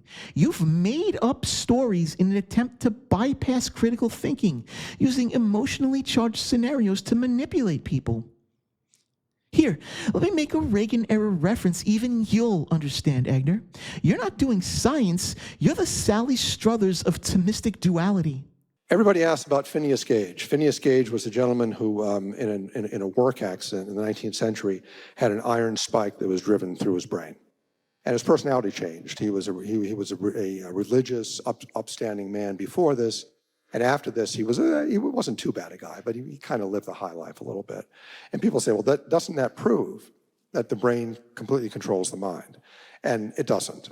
Gage's emotional state changed, but there's no evidence that there was any change in his mathematics or reason or things like that. So obviously, if you have a brain injury, you can have changes in the way you behave, but that doesn't mean that every aspect of the mind comes from the brain. So in one sentence, you openly and freely admit that Gage's mind measurably changed his behavior and attitude, but then you turn around and play Mott and Bailey by claiming his mathematics and reasoning didn't change? Are you kidding me? You're more dishonest than a cigarette marketing department. If the soul is the seat of personality and identity, then why did a metal rod going through Gage's skull like a bad Japanese hentai completely change his personality? You can't stand there and claim his mind wasn't changed if he effectively became a different person in how he lived his life and interacted with others. Also, there's no evidence that Phineas Gage's mathematical reasoning was ever tested pre- and post-accident. Even if he could still do arithmetic, that doesn't prove anything. Cognitive functions are distributed. Impairing some aspects of thought is no guarantee you'll impair every aspect. You're just straight up ignoring over 150 years of clinical neuroscience that outright shows how different regions of the brain correspond to different cognitive functions. Broca's-Wernicke's areas tackle language processing. Prefrontal cortex handles abstract thought and decision-making. Amygdala copes with emotional regulation. The parietal lobes handle mathematical reasoning and spatial awareness. Oh, what's that? What's that? What's that? The parietal lobes handle mathematics, and that's not what Gage is suspected to have had impacted? What a shocking twist. You mean the area that we know to be responsible for mathematical reasoning might not have been impacted, and Gage showed no signs of degradation in his mathematical performance? In your Bailey, you've declared the mind is not in the brain, and from the safety of your Mott, you're screaming, well, this one guy could still add. Give me a break, dude. This is weaker than a Jehovah's Witness trying to come up with an excuse for why their never-ending string of end-time predictions never comes true. So what's the lesson here, Egnor? That if you can still do math, you know your soul is intact? Is that the soul test you're proposing here? Does that quite handicapped kid from earlier in your presentation not count as having a soul because he probably couldn't do basic algebra? Do people in persistent vegetative states whose brains light up when you mention their family members but can't tell what 9 + 6 is don't qualify as alive? Does that mean dogs, who have been experimentally shown to understand the rudimentary concepts of mathematics, including equality, have more of a soul than your handicapped kid? You cannot say more cognition is more soul, dude, and not end up in the bad place. I mean, are you even listening to yourself? If math is the soul test, you're one step away from proposing a theology where cognitively impaired are spiritually deficient. That is not just bad science, Egnor. That's the kind of thing we put into museums next to the words, never again. Now, I'm not saying Egnor means to propose a theology where your ability to pass an algebra test determines your soul status. I'm not directly accusing him of advocating reconstruction of life unworthy of life, which, by the way, they actually used measurable cognitive tests to determine that. But this is where Egnor's logic, or lack thereof, is headed. It's completely unethical, especially for a medical doctor. A question that is being asked, particularly nowadays with AI, is the mind a kind of computation? And no, it's not. It's not a kind of computation for a very simple reason. Everything in your mind is pointed at something. It has a meaning to it. Right? When you think, you always think about something. You can think about Dallas. You can think about a laptop. Think about your family. But nothing in computation has any aboutness to it. Is the brain just a form of computation? Might be a question people ask casually. The idea that the mind is just a digital computation, like a Turing machine, fell out of favor in cognitive science by the 1950s and was largely replaced by more dynamic models in the 1980s. While I agree that the mind isn't a kind of digital computation, at least not in the binary computer sense, I don't really understand the argument. When you think about something, you are thinking about something.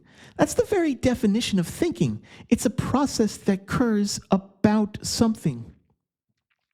Even the thought about the philosophical concept of nothingness is still a thought about something. It must be. It's utterly ridiculous to imply that thought via the concept of existential nothingness is just an absurd thing. Egnor, when you reference aboutness, are you talking about the philosophy of mind concept known as intentionality? The quality of mental states being about something? That is, thoughts refer to objects, places, events. I'm thinking about Dallas. I'm angry at the delay. I'm remembering the concert. Are you trying to poorly parrot the dualist argument that computers manipulate symbols syntactically without meaning, while minds manipulate symbols with meaning, so minds must therefore be more than or different from rote computation? This is a notion derived from John Searle's Chinese room argument, which tries to show there is no equivalence between syntax and semantics. That is, symbol processing computation doesn't produce real understanding, intentionality. Here's the problem. Saying computation has no aboutness is false by omission. Computation has contextual aboutness. A calculator outputting 4 in response to 2 plus 2 is about addition. A neural network identifying a dog in a picture is about pattern recognition. Bare symbols don't carry meaning on their own, I agree, but the systems they're embedded in do, including sensors, inputs, goals, and human context. The idea that computation is inherently meaningless only makes sense if you abstract away all the real-world context. It's a straw man of how modern computation, especially embodied in neural networks and AI, works. Thoughts also aren't just thoughts because they're about something. The fact that all thoughts are about something doesn't make them mystical. Thoughts are, by definition, about something. You can't have thoughts without context. That context is about something. There's no such thing as a non-contingent thought. If there was, that would be good proof of either a mind external to reality or someone having a really messed up neurological disorder. Now, given my naturalistic view of the world, I'd lean towards the latter. That something that thoughts are about is just a referent. Brains and all complex models encode references all the time. Your brain encodes your memory of your dog. ChatGPT encodes a vector embedding for dog. Both point to something. Both have aboutness, just in different encoded substrates. Also, actual cognitive science hasn't treated the mind as a Turing machine since the 50s, with the concept being totally phased out of the collective vernacular by the 80s. Modern theories describe the brain as embodied, meaning arises from sensory motor experience. Inactive, cognition arises through interaction, not symbol manipulation. Distributed, minds emerge from brain-body environment systems. And predictive, mind models the world probabilistically, not deterministically. This type of model fits our observations of ourselves and other thinking agents much better than thinking of brains as Turing-complete machines. So no, the mind isn't just computation, but not because it has aboutness. It's because computation itself has evolved to include context, embodiment, and goal-driven interactions. You're attacking an outdated binary model of cognition that cognitive science abandoned decades ago, and using it to pretend modern neuroscience is somehow fundamentally flawed. That's like comparing modern evolutionary biology to Darwin's first published theory 166 years ago. That is, a word processor, a word processing program, doesn't care about your opinion in the essay you're writing. You can write a pro essay and a con essay, it doesn't matter. Computation has no aboutness. A camera doesn't care whether you're taking a picture of a sunset or a picture of a snow scene. Couldn't care less. What a weird false equivalence. It's a category error mixed with selective framing. It's like Egnor's scientific understanding came to a dead stop in the 80s and just didn't progress from there. A word processor doesn't care about what you're writing. A hammer doesn't care about what you're hitting. A gun doesn't care about what you're shooting. Tools don't represent consciousness unless we build tools specifically to represent that kind of system. They are not designed to model the world. Of course, these tools don't care emotionally, but their functionality is sensitive to the context of use. That's the basis of aboutness, isn't it? Information processed in a way that's relevant to a goal? That's exactly what complex systems like AI already do. If I built an LLM designed to simulate empathy, what test could you run to differentiate its structured emotional output from a brain's? If both respond appropriately to emotional cues, both exhibit behavior that's meaningfully about your state, even if only one of them qualifies as conscious.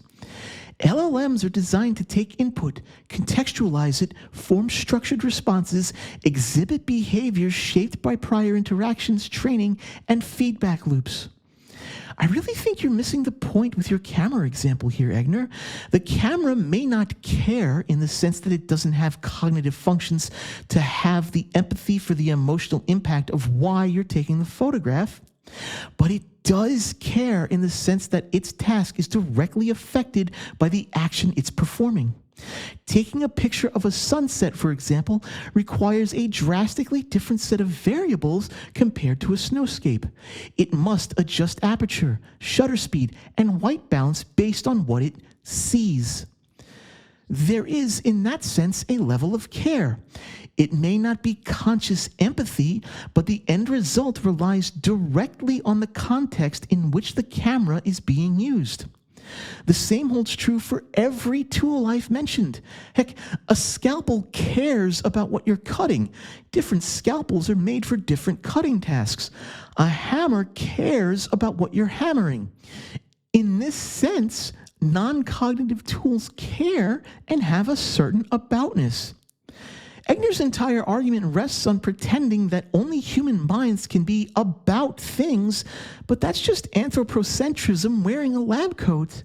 The real question isn't whether systems can be about things, it's how and when we recognize intentionality in anything, including ourselves. So computation has no meaning in it. The only meaning is what we ascribe to it. Meaning is observed judgment, ascribed post hoc based on need, want, or desire. Oh, you're doing the whole only God can give you meaning thing, aren't you? Yeah, playing it up to your audience. I get it. Still, that's kind of a theological problem for you, Egnor, isn't it? You can assert that God gives you meaning, but isn't it a little ridiculous to suggest that external assignment of an abstract concept is somehow a flaw in something else? If you think a system is flawed just because it doesn't come preloaded with meaning, then isn't your theology flawed too? Your soul doesn't generate its own meaning either. It needs God to assign it. That's your whole premise. So by your logic, the soul should just be as meaningless as the x86 instruction set. Sure, your faith says you are flawed, but it doesn't say anything about your soul being flawed or that it's flawed because it lacks meaning. Your very own Bible never once says a soul is meaningful on its own. It's only meaningful in relation to your God. So why is it a problem if other things only have meaning in relation to something else? Isn't it theologically weird to suggest this? You're literally saying that your very soul is flawed by its own creation. That God made a flawed thing, and that flawed thing was created in his image. You're saying that the all-powerful, all-knowing, all-loving God created a thing in his image, and it came out flawed by design. That is not a theologically good look, Egnor. Not everything in reality has to have meaning, has to have a purpose. It can just exist, and the rest of reality just has to deal with it, adapt to it. A black hole doesn't need purpose, a goal, or ultimate meaning. It could just be the natural consequence of how physics works, and everything else just has to live with it. A photon can just be the result of a natural process of quantum excitation being fired off in a random direction out into the deep reaches of space, fired off somewhere beyond the observable horizon in an area of the universe where we'll never be able to observe it. Yet it will still strike something, still illuminate something, still react based on the physical properties of the universe. But the object it illuminates will never be observed. The act of the photon hitting the object will never be appreciated. The creation of the photon will never have meaning ascribed to it. That doesn't mean the photon was flawed. It just means it wasn't observed by a mind that ascribed intentionality to it. I mean, sometimes a fart's just a fart, dude. So not only is the mind not a kind of computation, it's the opposite of computation. Now you can study the brain as if it were a computer, but that's just an artificial framework you're imposing on the brain. But the mind is not a kind of computation, it's the opposite. Well, what exactly is the opposite of computation? A computation is a precise thing. It's a systematic manipulation of symbols or data. So what's the opposite? Randomness? Incoherence? Non-systemic intuitive guesswork? Magic? That's like saying the opposite of plumbing is free-form jazz. You realize by saying this, you're claiming that minds are purely incomprehensible random noise, right? If a mind is not somehow computational, but also not random, then what the hell is it? Just saying the opposite of computation is a lot like a Darth Dawkins' The Impossibility of the Contrary dodge. It's meaningless semantic fluff. Look, brains are not deterministic calculators, but they do compute on many levels. Input weighting, future simulations, pattern matching, adaptive learning through feedback. It's distributed, fuzzy, and embodied, but it is a form of computation. If you're claiming none of that is what you mean by computation, then either you don't know what the meaning of the word is, or the word has lost all meaning. Now, Edgar, hold my hand here because we're going to time travel to the far-off future of 2025. I know it's still 1984 for you, so hang on. In modern cognitive science, our models of the brain show that they are probabilistic, parallel, predictive, and embodied. They use computations like Bayesian inference, dynamical systems, distributed representation, and neural architectures. You see, in the amazing future of 2025, we don't see brains as laptops, but brains do process information. That is computation. Then you can ask the question, did the mind evolve? I don't really think that anything evolved. I'm not surprised to hear this, especially considering this was given at a Discovery Institute event. He must be anti-evolution in every aspect of the entire intelligent design spiel falls apart, but hearing a pediatric neurosurgeon claim he doesn't think anything evolved is just wild. You don't think anything evolved, Egnor? Not even tools? Do you not think that the creation of the transistor hasn't led to the rapid but predictive and steady increase in computational power? Is that not evolution of processing power? Do you not think languages evolved?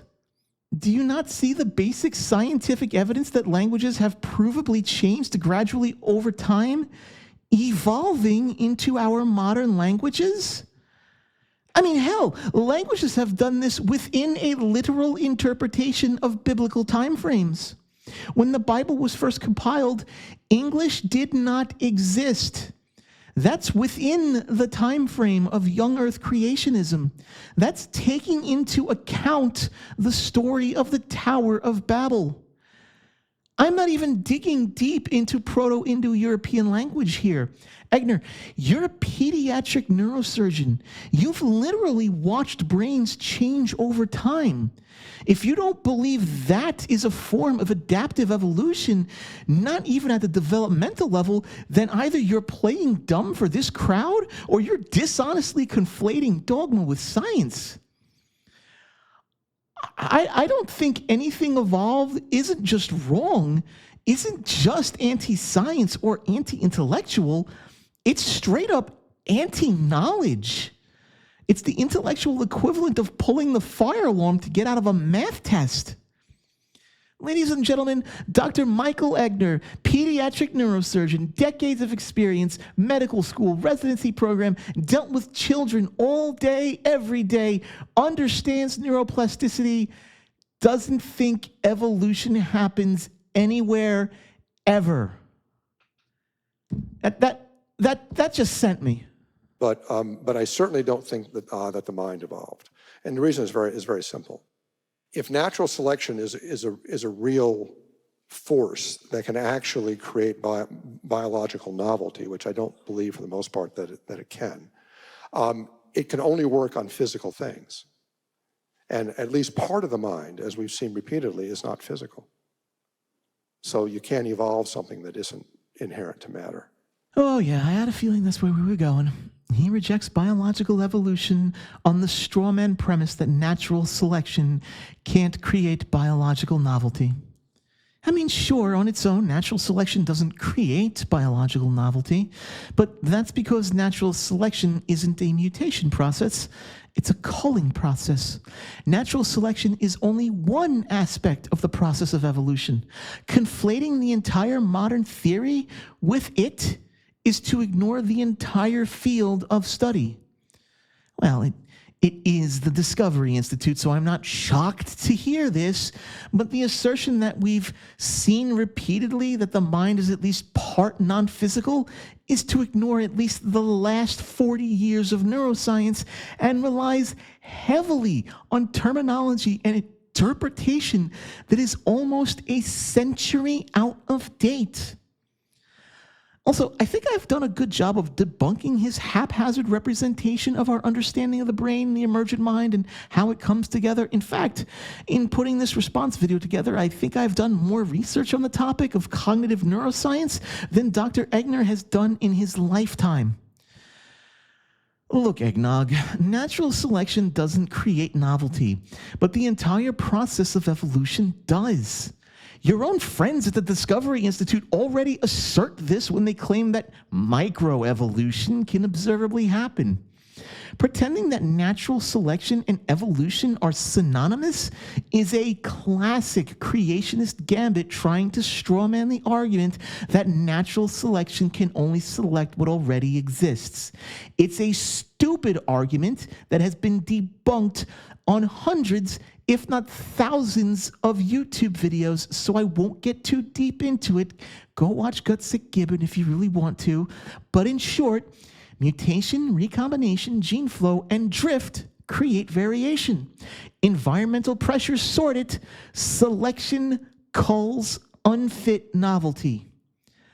That's the process. Misrepresenting that process doesn't make you right, it makes you outdated. You're basically saying a music label manager cannot produce new music because it can't create new talent while ignoring the process of how a band is created. Let me tell you something, Egghead. We've had not seen repeatedly that the mind is non-physical. You've only asserted that based on piss-poor evidence for Thomistic dualism. seizures not causing calculus, split brain patients behaving coherently, spooky experiments by Libet and NDE antidotes are not evidence of a non-physical mind. They're assertions by a desperate old man trying to sell a book. There's no consensus in neuroscience that the mind is non-physical. The field has overwhelmingly moved towards a physicalist, emergent model of mind.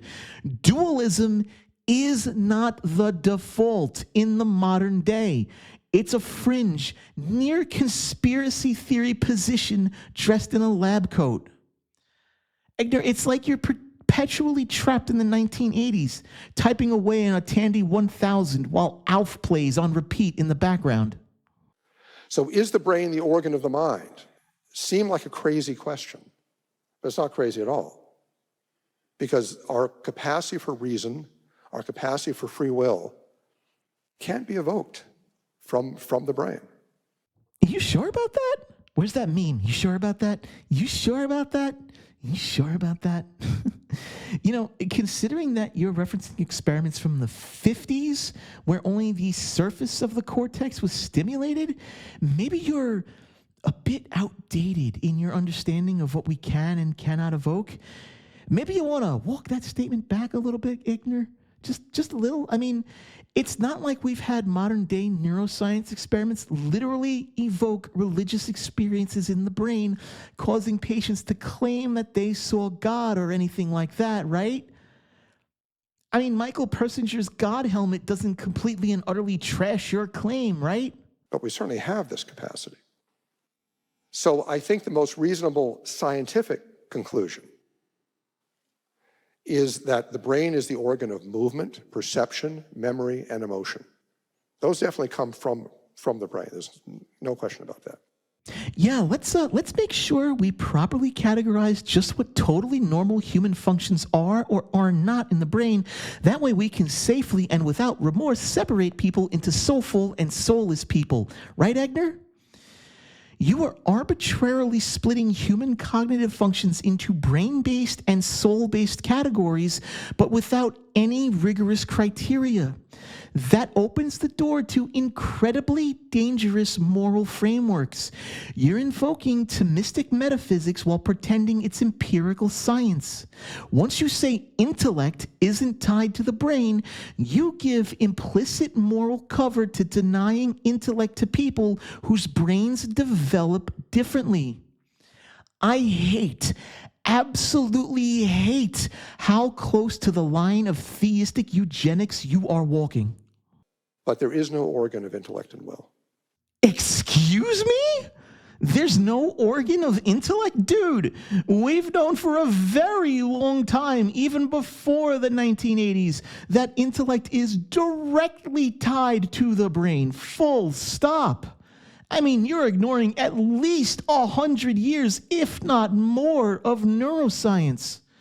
You're not just ignoring modern or classical neuroscience, you're ignoring ancient pre-neuroscience as well. I mean, at this point, you're ignoring Aristotle and Plato.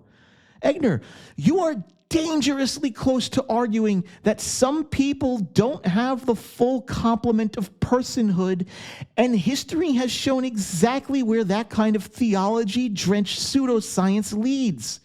You're not directly saying the quiet part out loud yet, but you sure as hell setting the table for someone else to. Now, the brain in some sense is necessary for normal functioning of the intellect and will. That is, you're not going to be able to think too clearly about calculus if you've just been hit over the head with a baseball bat. And your will can be affected by alcohol, which affects the brain. But that doesn't mean that your intellect and your will come from the brain, because there's a ton of scientific evidence that they don't come from the brain. Oh, Egnor, you just refuted yourself and then pretended that science unrefutes you. I mean, what? Egnor, you cannot in one sentence claim that the brain is not the organ of the mind and then directly contradict yourself with empirical evidence to the contrary, and then immediately after that claim that science supports your original position. Look, my guy, This is a true dichotomy. Either the brain is or is not the organ of the mind. Full stop. This is called a full collapse of internal coherence. You cannot assert Thomistic duality, then involuntarily describe materialism in practice. They are mutually exclusive, Egnor. You cannot coherently state that the brain is not the organ of the mind and then immediately turn around and tell me that getting a traumatic brain injury directly affects a known process of the mind. You can't then describe to me that alcohol directly impacts my will. And then you cannot turn around and proclaim that science supports your position when you've just used science to refute your position. If dualism was a universally accepted axiomatic thing in philosophy, this would be coined the hard problem of dualism. So the first question we asked is, does the soul exist? And the answer is yes, the soul exists. The soul is what animates a human being. Our soul is everything that makes us alive. So part of the soul is brain activity, moving, sensing, emoting, and remembering. But part of the soul is this abstract capacity that we have. Hallelujah! Definition, finally. Praise be. We're almost at the end of the presentation, and Egnor has finally decided to grace us with a formal definition of the thing he's arguing for the existence of. So the soul is everything that makes us alive. That's a pretty disappointingly useless definition. It's so vague as to may as well be meaningless. The soul is everything that makes us alive. So what, like my brain, my heart, my kidneys, my intestines? Is the soul just everything that makes us alive, or does it include the vestigial parts as well? Like, does my appendix form part of my soul? What about my useless pinky toes that are slowly being removed from humans through evolution? Right, you don't believe evolution is happening. Sorry. I didn't mean to pour salt into that wound, but I kind of did, though. So if the soul is everything that makes us alive, does that mean artificial hearts are somehow metaphysically grafted to a person's soul? You know, since it's keeping them alive? How about dialysis machines? Are you supposed to call a Catholic priest to perform some ancient Vatican ritual to perform a soul graft while you replace parts of your body? Do people who get artificial lenses to help them see after cataract surgery need this procedure? What about patients with tracheotomies who can't breathe through the nose anymore because of throat cancer or something? Is the stoma part of their soul now too? What happens in people with traumatic brain injuries? Or people who have chunks of their brains removed after cancer surgery and they demonstrably have a reduced mathematics capability? Did they get a part of their soul lobbed off like a Diablo-esque soul butcher? I'm just asking here, and mocking. Mostly asking, though, because I'm actually kind of fascinated by the idea of soul butchery now. Like, this would make for a very compelling gameplay mechanic, especially in an RPG. I mean, imagine this. Imagine if you died in the game, and instead of resurrecting at an inn, you woke up in an afterlife, and your soul was now an amalgamation of the aspects you held onto the most strongly in your physical life. And you go on an adventure in the afterlife, grafting on more or different attributes in the soul world, and then when you resurrect, you attain those attributes physically. You could develop an entire system where you continually jump back and forth between the physical world and the soul world, gradually grafting on more attributes, stranger and stranger body parts, to continually advance the two main quests in the physical and spiritual worlds. That sounds like a really awesome fantasy game. Like, I might actually start building some small test systems to see what that might look like in code. I'm sorry, what were we talking about? I got a little sidetracked by something I actually care about. It was almost like a religious experience. So what really then is the soul? It's like a hybrid. Huh? Are you trying to say the soul is a Prius? A mule? A word with two distinctly different parent languages like asexual or transgender? I'm literally at a loss here. What? Well, the soul can do a variety of things. It knows, it loves. You know, we know things, we love things, and it animates us. It makes us living human beings. It has no parts. As Sperry and Sargent and Pinto found, if you cut the brain in half, you don't cut the soul in half. It has no location, meaning near-death experiences don't happen in a place, at least in this world, that we can put our finger on. You know, you can't find the tunnel anywhere that people go down. Soul is not in time. Near-death experiences are timeless, in a sense. And the soul abides, meaning it exists even after death. And it can even exist with severe brain injury. You got me. I'm at a total loss here. You're saying that a soul is spaceless and timeless in a very real way. Not like in the colloquial understanding of timeless meaning immeasurable value across time. You mean timeless as in without time. Like the same timeless that your triomni God is described as having. So, despite that fact that the soul seemingly operates on only certain parts of the brain and for certain higher level cognitive functions, I'm assuming you've never discussed if the soul has basal bodily utility functions like taking a poop or not, we can appropriately describe the soul as having no physicality to it. And despite the fact that it apparently resides strictly within the brain, or at least uses the brain to interact with our world in some manner, it cannot be pinpointed to a physical location.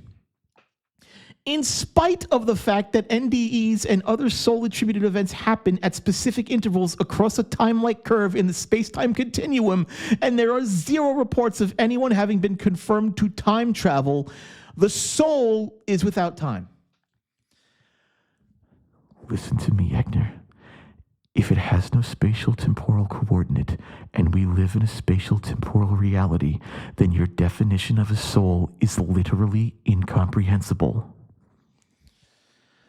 I'm sorry to do this. I don't like falling back to the igtheist position. I feel like it's used more online to dishonestly kill conversations before they begin, rather than engage with them honestly. But I must assume the igtheist position here because you are literally arguing for something that definitionally cannot exist or interact in any way with our reality. Egnor, make it make sense. So the soul is a spirit, and our spirit is our soul. What? Where did that come from? Not only have you defined a soul as an incomprehensible thing with no measurable or observable utility, you've now brought in another word, spirit, and just tacked it on. What the hell is a spirit? Why is the soul a spirit? Why is our spirit our soul? Why are you using these two words in a mutually exclusive manner, but linguistically defining them as the exact same thing? What does being a living creature have to do with souls or spirits? Why are we the only living creatures with a spirit? Why do other living creatures have a soul and not a spirit? How does that work? What is the mechanism behind any of this? You see, this is why I left the church. It's theological nonsense like this. In actuality, this isn't an argument. It's not even a description. It's not even coherent. It's just a feel-good phrase. Something you say to someone to get them to trigger the feeling of enlightenment without actually saying anything substantial. Spirit science made an entire YouTube career out of exploiting this exact nonsense. So yeah, in case anyone was ever actually wondering what made me stop being a Christian, Catholic no less, it was garbage like this. Not being abused, not hating myself or the church or God or anything like this. No, It was this nonsense. It's not enlightening, insightful, functional, or even mildly useful. It's the theological equivalent of a can of soda. Nothing but empty calories, and continually consuming it will give you philosophic diabetes. We are the only living creatures whose souls are spirits. Animals have souls, even plants have souls, but their souls are entirely material. Egnor. I don't even know, never mind I don't even know how to describe to you the level of absurd confusion I have right now. You see, up to the last few points, I had been following along. Sure, your claims had been faulty, full of holes, and factually nonsensical, but you were making a bunch of empty scientific claims to a room of people who, let's be real here, aren't exactly the most scientifically literate people in the world. But to say that animal and plant souls are entirely made up of matter, when you've spent the entire presentation arguing that souls are immaterial, is confusing. And you know what? I'm not even going to argue with you about souls being attached to animals and plants. That's just another level of crazy I don't have the spare cycles to attempt to comprehend at this point. I don't even know what it means for a human to have a soul, let alone plants and animals to have them, or what the theological consequences of such a statement would mean, because I'm pretty sure there are hordes of Christians that would literally throw down with you over that statement. I mean, how do I describe to you what's in my script right now? It's 5 lines of question marks. How do I relay that level of confusion to you? I could feel the rhetorical clutch shift in my mind when you made that statement, Egnor. I was keeping pace with you on the highway, doing 70, but then you didn't just suddenly hit the brakes. Oh, no. You broke every known law of physics and immediately went 200 miles an hour in reverse.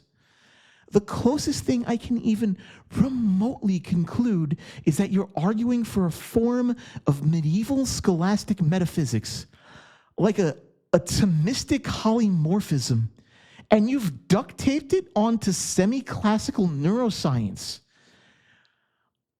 I feel like I'm in the middle of a medieval fever dream.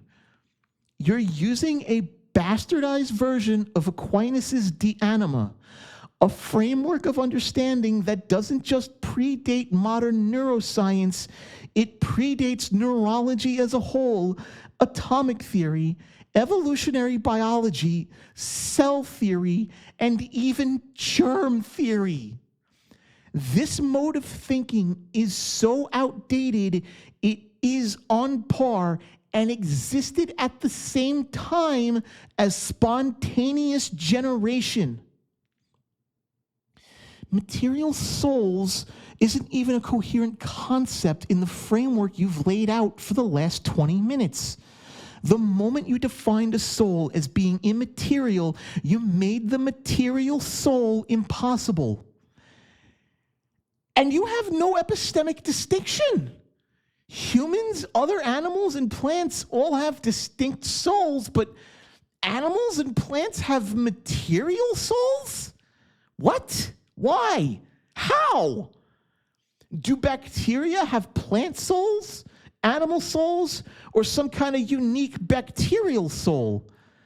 What, in any scientific sense, distinguishes these souls from ordinary biological functions? Dude, you can't spend 20 minutes telling me that souls are immaterial things that control the mind, then come here and tell me, yeah, those last 20 minutes, forget it. De Anima was right. You've gaslit me for 20 minutes thinking we're going to make a souffle, but then turned around and started playing a video of a guy eating a hot dog. Their souls, like an animal's soul, lets the animal remember and move and perceive and do things like that. Very, very, very important stuff. But animals don't do calculus. Animals don't think about God. Animals don't even have free will. Hold on, stop. You've already established previously that memory, movement, perception, and things like that are known functions of the brain, not the mind. You've stated as such. How is that part of the soul then? Is this part of your hypothetical soul because you've defined a soul as everything that keeps us alive? So that definition extends beyond just physical processes. It also extends to abstract concepts, like directly linking vision to our ability to locate food. So to you, the soul is anything that both biologically and functionally keeps us alive? And what do you mean animals don't do calculus? What about dogs who, when a stick is thrown into water, will demonstrably perform real-life calculus to figure out the fastest route to the stick, which isn't a straight line, but a path that follows the shore until the shortest path through the slower water is reached? It might not be calculus on paper, but they are performing calculus. Also, how do you know animals don't think about a conceptual God? How do you know dogs do or do not have the concept of a God? How do you know dogs don't see us as gods? I mean, we fit the description, don't we? All-powerful beings that provide food, shelter, love, comfort, warmth, and whom, at least to their limited perception, are immortal? I'm not saying I disagree with you philosophically. I'm saying, how can you demonstrate that dogs don't think about God or have a God concept? How can you say animals don't have free will?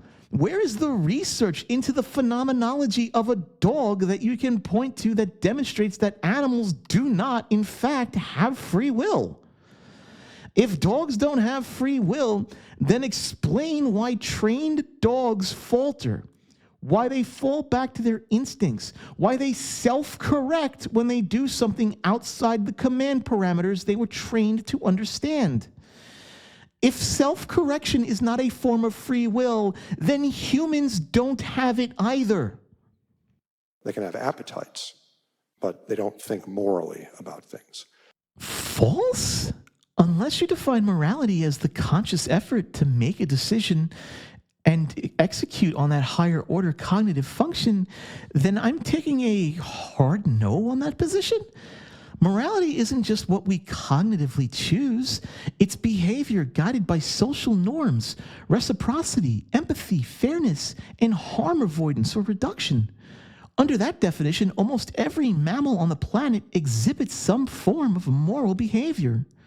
In wolves, the stronger ones will walk behind older, injured, or sick members to protect them, a form of altruism. They follow group-determined hunting and pack behavior hierarchies, a form of social adherence. Disobedient or antisocial wolves get disciplined or completely ostracized, social cohesion and protection. Dogs protest inequality in treat-giving studies, like Range et al.'s fairness test. They can apologize or show guilt-like behavior, a form of social appeasement. Dogs raised in households often conform to human moral expectations because they learn the consequences of their actions. Capuchin monkeys refuse cucumbers after seeing another monkey receive grapes for the same task. Fairness, equity. Chimpanzees console grieving members of the troop. Empathy. Chimpanzees punish freeloaders in cooperation games. Equality. Elephants will comfort the distressed, protect the weak, visit and visibly mourn the dead. These are all proto-moral or definitionally moral behaviors. If you're going to take the classical theist position that morality, that it must involve conscious reasoning, a knowledge of good and evil, and must be tied to divine command theory or a soul, then you need to demonstrate that animals have none of these things. Don't assert it. Don't point to a verse in the Bible. Actually, empirically demonstrate it. Demonstrate that a dog doesn't consciously choose to correct itself when it almost breaks the rules. Demonstrate that an elephant doesn't consciously choose to console a grieving pack member. But here's the thing. The dogmatic theistic definition of morality is not how scientists, ethologists, or most secular ethicists define morality. That archaic, prescriptive definition of morality exists solely in isolation in the realm of theology. If morality means the ability to act in ways that promote group cohesion, fairness, and reduce harm, then yes, animals have it. Full stop. So we are the only living creature that has a spiritual soul. And again, while the one can make a very strong theological argument about the truth of this, and even a philosophical argument. They're the same thing, Egnor. Theology is a category of philosophy. When you make a theological observation, you are in turn making a philosophic one. They are not mutually exclusive. You can make an equally strong neuroscientific argument. Yeah, if you mean by equally as strong, you mean just as terrible as the philosophical arguments for your Frankenstein approach to de-anima, then I agree. Because the evidence for your neuroscientific argument have been at least as equally bad as your philosophic ones. And since truth is unitary, the arguments, if they're true, all have to line up. And in fact, they do line up. Imagine making an argument that refutes itself multiple times in multiple ways, and then claiming that truth is unitary and that your multiple self-contradicting truths somehow magically line up. Oh, sweet irony, thy name is Egnor. We are a paradigm of all creation, meaning we're a mixture of spirit and matter.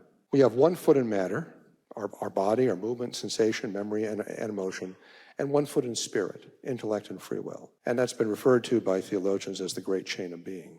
We are made in God's image in this sense, that God is infinite spirit. He's knowledge, love, and power. And the human soul knows, loves, and acts, and we are created in his image. The spiritual aspect of our soul is God's image. Cool. Thanks for the anthropocentric sermon, Pastor. The great chain of being. This is just aesthetic metaphysics in a god costume. You realize Aristotle existed centuries before Aquinas, right? You realize the great chain of being is a speculative way to explain why reality seems ordered to us? It's the progenitor of modern apologetic argument from design. For those of you who aren't up to date on your Aristotle, and let's be honest, why would you be when this concept is obliterated by modern scientific understanding of practically anything? The great chain of being posits that all forms of life on the planet exist in ranked order, from the most to the least important, a so-called ladder of life. In the Christian understanding of the great chain of being, God sits at the top, followed by angels, humans, animals, plants, minerals, possibly demons, depends where you really want to place those. In some school of thought, demons also exist in the Great Chain. Sometimes they don't. Sometimes the Great Chain describes it in universal language, like God, universe, galaxies, planets, humans. The problem with the Great Chain of Being is that reality itself is provably not a chain. It's a complex interwoven system of systems executing and interacting with each other simultaneously in chaotic dances across the cosmos. If you think that quantum physics is a real thing, and why in the world wouldn't you when we have actual quantum computers now, then the great chain of being demonstrably cannot be a thing. The world isn't magically ordered in such a way that quarks form leptons, form electrons, form atoms, form cells, form people. That's not how it works. It's more like a bunch of quantum stuff dances together, and that specific symphony of dancing creates something tiny. Other things of quantum stuff dance together, and they create other tiny stuff. That other tiny stuff interacts with the original tiny stuff, and you get slightly larger stuff. Repeat that until you eventually form the basic building blocks of matter. Then that matter dances together, and you get more matter. You keep the dance up until you eventually get to the point where we are now with atoms, molecules, cells, minerals, plants, cell phones, that sort of thing. That is, in its most basic, most rudimentary way of explaining it, what we call emergentism. And it utterly, devastatingly obliterates the chain of being. We are not linked in a chain. We are illusions created by infinitesimally small disturbances in a field of quantum soup, all interacting with other quantum illusions that occasionally appear to forget that it's 2025 CE, not 340 BCE. Is the soul immortal? One could at least think that, okay, well, all right, so we have souls, so it's a spirit, but when our body dies, the spirit blinks out, goes away. The question then is, can a spirit die? What does it mean for a spirit to die? Which we can get at by asking, what does it mean to die? What does death really mean? So if you think of a chair, a tree, and a dog, say, how do those things die? Well, a chair, at least metaphorically, could be said to die. And what happens if a chair dies is that it's reduced to wood chips, just a pile of dust. You say, well, there's no longer any chair, it's just a pile of dust. The matter in the chair never goes away, but it's just dust now instead of a chair. The tree is the same thing. When the tree dies, it rots and just goes back into soil. The dog is the same thing. So life is an integration of matter to make a living thing, and death is a disintegration of matter. Look, Egnor, if you're just going to redefine the modern definition of words like life, death, and disintegration to suit your 13th century metaphysical needs, why bother having this presentation? Why bother pretending this is scientifically backed? Why bother trying to discuss this outside of an obscure Reddit post? If you want to cosplay as Aquinas at a Ren fair, fine, but don't stand there and pretend this is modern philosophy. If that's your thing, then you do you. But stop pretending that this is somehow some kind of scientific or philosophical insight that has any bearing on the modern world. If you're going to have an honest conversation about actual intellectual topics, then you can't just redefine previously agreed upon terminology. We can't pretend that those definitions make sense. Look, it's like math. If you don't like the fact that pi is an irrational number, you are more than welcome to redefine it to a round number like 3. The problem is that you need to then redefine everything else in mathematics such that your redefinition holds true across every use of the term pi. The fact is, you're not making an argument, you're playing a game. You started off with empirical sounding language, retrofitted the words you used with Thomistic metaphysical definitions, then pretended that the argument is common sense or scientific in any manner of speaking, when in actuality, it's built entirely on arbitrary redefinitions. You are violating linguistic integrity. When you redefine death to mean disintegration of form, you abandon known biology and force people to re-enter the Middle Ages. You're also presenting unfalsifiable claims. If a soul is what makes a dog run and a tree grow, and it's also what makes humans contemplate math and God, but those souls are both somehow entirely material and partially spiritual based on your arbitrary distinctions, what exactly is your explanatory framework doing? This is not predictive. Redefining death as disintegration doesn't predict when, how, or why something dies. It just labels it post hoc with metaphysical fluff. This isn't philosophy. This isn't theology. And this sure as hell isn't science. This is linguistic cosplay. When we die, our bodies don't go away, they disintegrate. Oh yay, more Thomistic metaphysics with a large side helping of rhetorical flourish. Your next point couldn't possibly be that the parts of the body don't cease to exist, they just go somewhere else, back into the earth in some manner, thereby conflating the modern uses of the term disintegrate with Aquinas' understanding of the term and talking as if the 13th century metaphysics has any bearing whatsoever on our modern science. Could you? But every atom inside our body will end up somewhere else. Oh wow, who could have seen that coming? I never imagined that the old man who's dogmatically attached to 13th century philosophy could have possibly meant that. It must be my lucky day. I should go play the lottery or something. Wow. So the physical body can disintegrate, but can a soul, a spiritual soul, disintegrate? No. in both the modern understanding of the terminology and the 13th century understanding. Disintegration of the physical body would not result in the disintegration of the soul, especially with the extremely non-existent way you've defined it.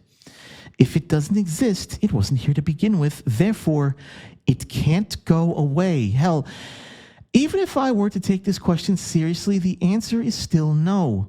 You're presuming that souls exist and that it exists as a concept or a substance, depending on your rhetorical need, and that it has something akin to parts that it can break down into. But you've already said earlier that souls don't have parts. The process of disintegration assumes that there is something more basic for the thing to break down into. According to your own warped framework, souls can't disintegrate because they're already at the base layer. There is nothing deeper.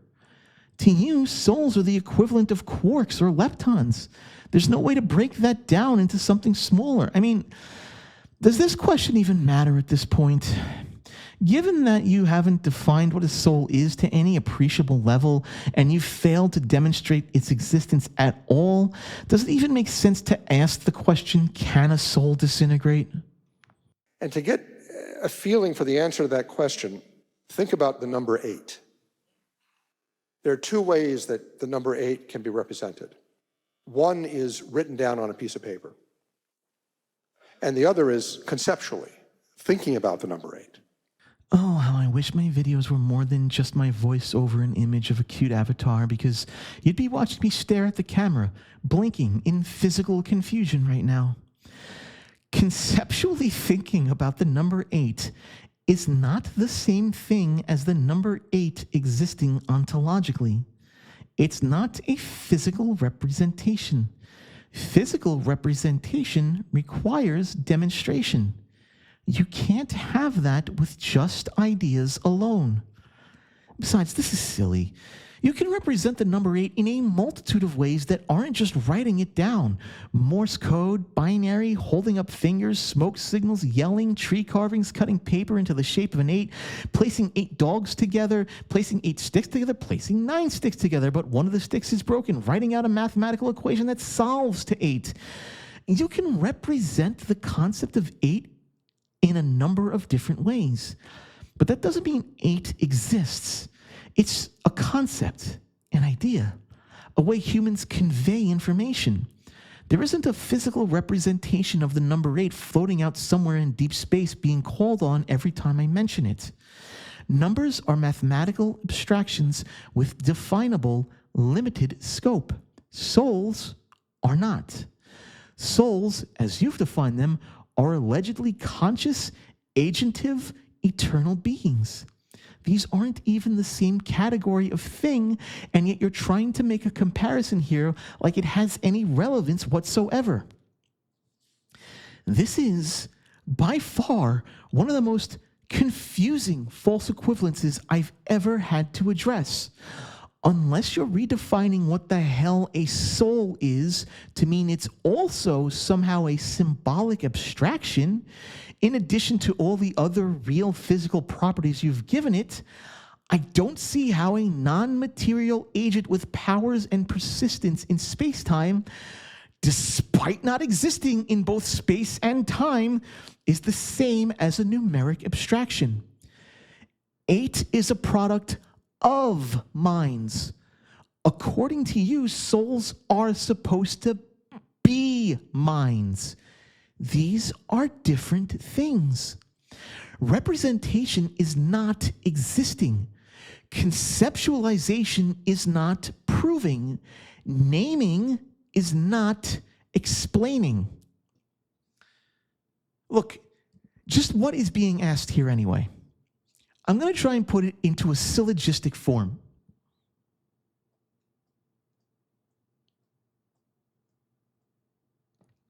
And that's the best I can do for a syllogism. Well, certainly the number 8 written on a piece of paper can disintegrate if you put the paper in fire and burn it. It just becomes a pile of ash. So in that sense, the number 8 can die, can disintegrate if it's material. But the number 8 conceptually, one might say the spiritual number 8, can't die. If humans go extinct, so does the concept of the number 8.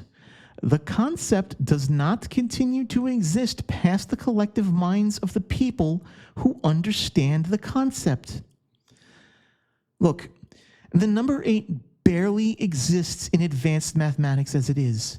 Mathematics has advanced so much and has evolved, there's that word again, to the point where people who deal with advanced mathematical concepts barely interact with basal notation in everyday math. Even abstract concepts like numbers are historically and contextually contingent. Who knows, one day we may evolve our mathematics to a point where Arabic numerals are functionally useless. In that regard, the number 8 is a metaphorical dinosaur, an evolutionary relic. Sure, it still exists at some level, just like dinosaurs exist as fossilized remains, but it's more of a reminder of a bygone era than the future. It's a fossil of an earlier conceptual framework. Like dinosaurs, it existed. We know it existed, and we can see the fruits of its past existence in front of us, just like birds. This is such a poor argument for Platonism that somehow the concept of the number 8 is somehow an independent, timeless entity that is somehow not mind-dependent. But that's not the consensus in either modern philosophy of mind or cognitive science. Most serious scholarship lean towards emergent mind-developed patterns, not independent entities floating around in metaphysical stew. Saying the number 8 can't die only makes sense if you assume that ideas are ontologically real and eternal, which is one of the weirder theological presuppositions you can take, and not an empirical claim. I have to wonder, though, if 8 is eternal, does it weep every time 7 eats 9?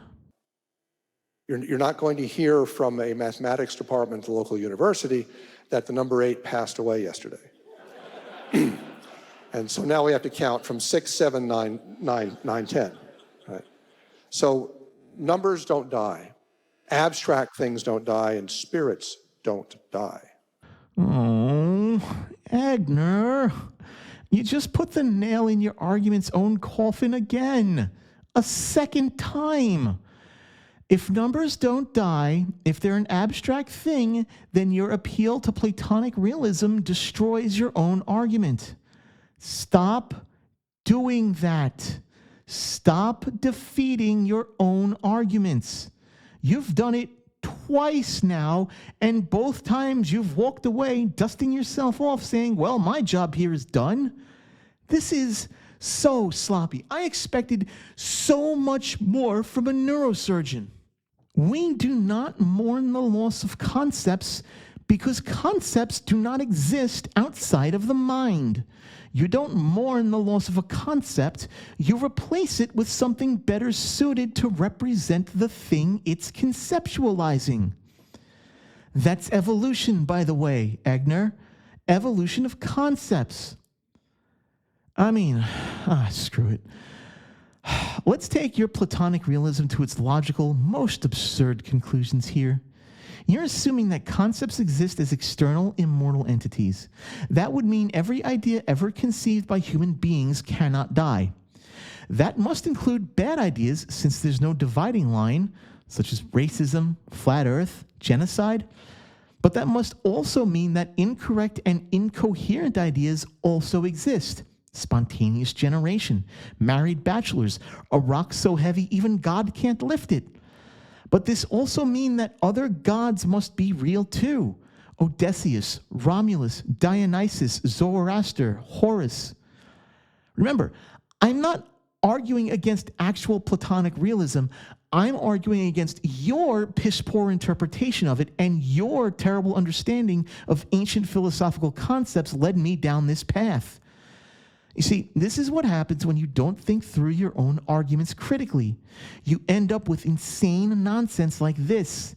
You try to make a point about how concepts can't die, and you end up accidentally proving that Muhammad exists and he's actually the last prophet of Allah. This is exactly how you end up on the wrong side of theology, with the only logical conclusion of your bad investigation into what a soul is leading us down a dark path of theological eugenics. This is why critical thinking matters. This is why carefully defining your words is important. This is why we don't just redefine stuff in the modern day to mean things they meant 1,000 years ago. It leads to pure absurdity. Matter disintegrates. Spirits can't disintegrate. And note that this immortality is natural. Of course, it comes from God, but we are naturally immortal. That is, it's in our nature that our spirit cannot disintegrate and cannot die. Your spiritual soul has no off switch. Your body has an off switch, but not your soul. And the soul is immortal. So now spirits aren't material things that exist in the body, or besides the body, or body adjacent, or because of the body. They're abstract concepts without an off switch, and that somehow makes us immortal?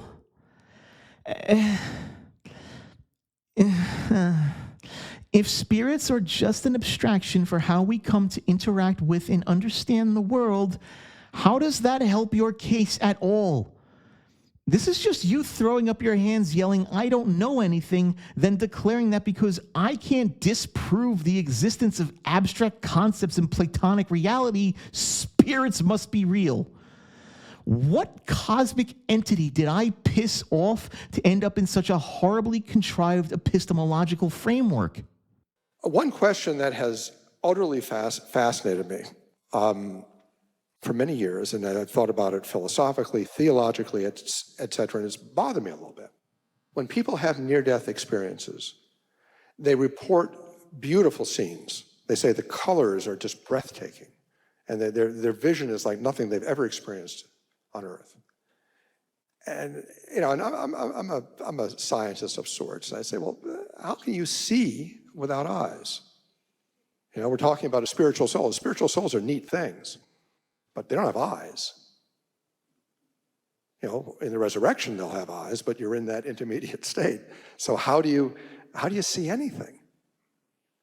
And Thomas Aquinas addressed this question almost 1,000 years ago, and he gave kind of an analogy. He said, imagine that life on earth is like being inside a church with stained glass windows at night. And the church is lit from indoors with candles. So it's kind of dim in there. You can see things. You can see the windows at night, but it's dark outside. And you just see this dim inside of the church. And imagine you're getting towards daylight, but it's still dark. And then the candles go out. And that's when you die. But as the sun rises, suddenly you see incredibly beautiful things. You see by God's light from outside. So the light that people are seeing, I think, in near-death experiences is divine light. And that's how we see. It's a different kind of light. That's it? This is the culmination, the last half hour of my life? An analogy from Thomas Aquinas from over 1,000 years ago? Did someone forget to tell you it's 2025, not 1025? We have computers now. We have empirical science. We have methodological naturalism. We understand more about reality now than at any point in the past. We will understand more about reality tomorrow. Why would or should we resort to arguments made by men who lived during a time period where fecal matter was dumped into the middle of city streets and washed away during rainfall? These people didn't have antibiotics. They didn't have germ theory. They thought bad humors were the cause of all ailments. They thought bad smells transmitted disease. Aquinas' entire metaphysical framework was built on Aristotle's four causes, which themselves were pre-scientific stabs in the dark. You don't need to appeal to this kind of outdated logic unless you're writing a paper on the history of philosophy, not giving a presentation on how modern neuroscience proves souls exist. I do not understand your line of reasoning, Egnor. Thank Lisa the Rainbow Giraffe, this epistemological acid trip is finally over. 55 pages. 55 pages. It took me 55 pages to debunk this crap. It was filled to the brim with utter nonsense.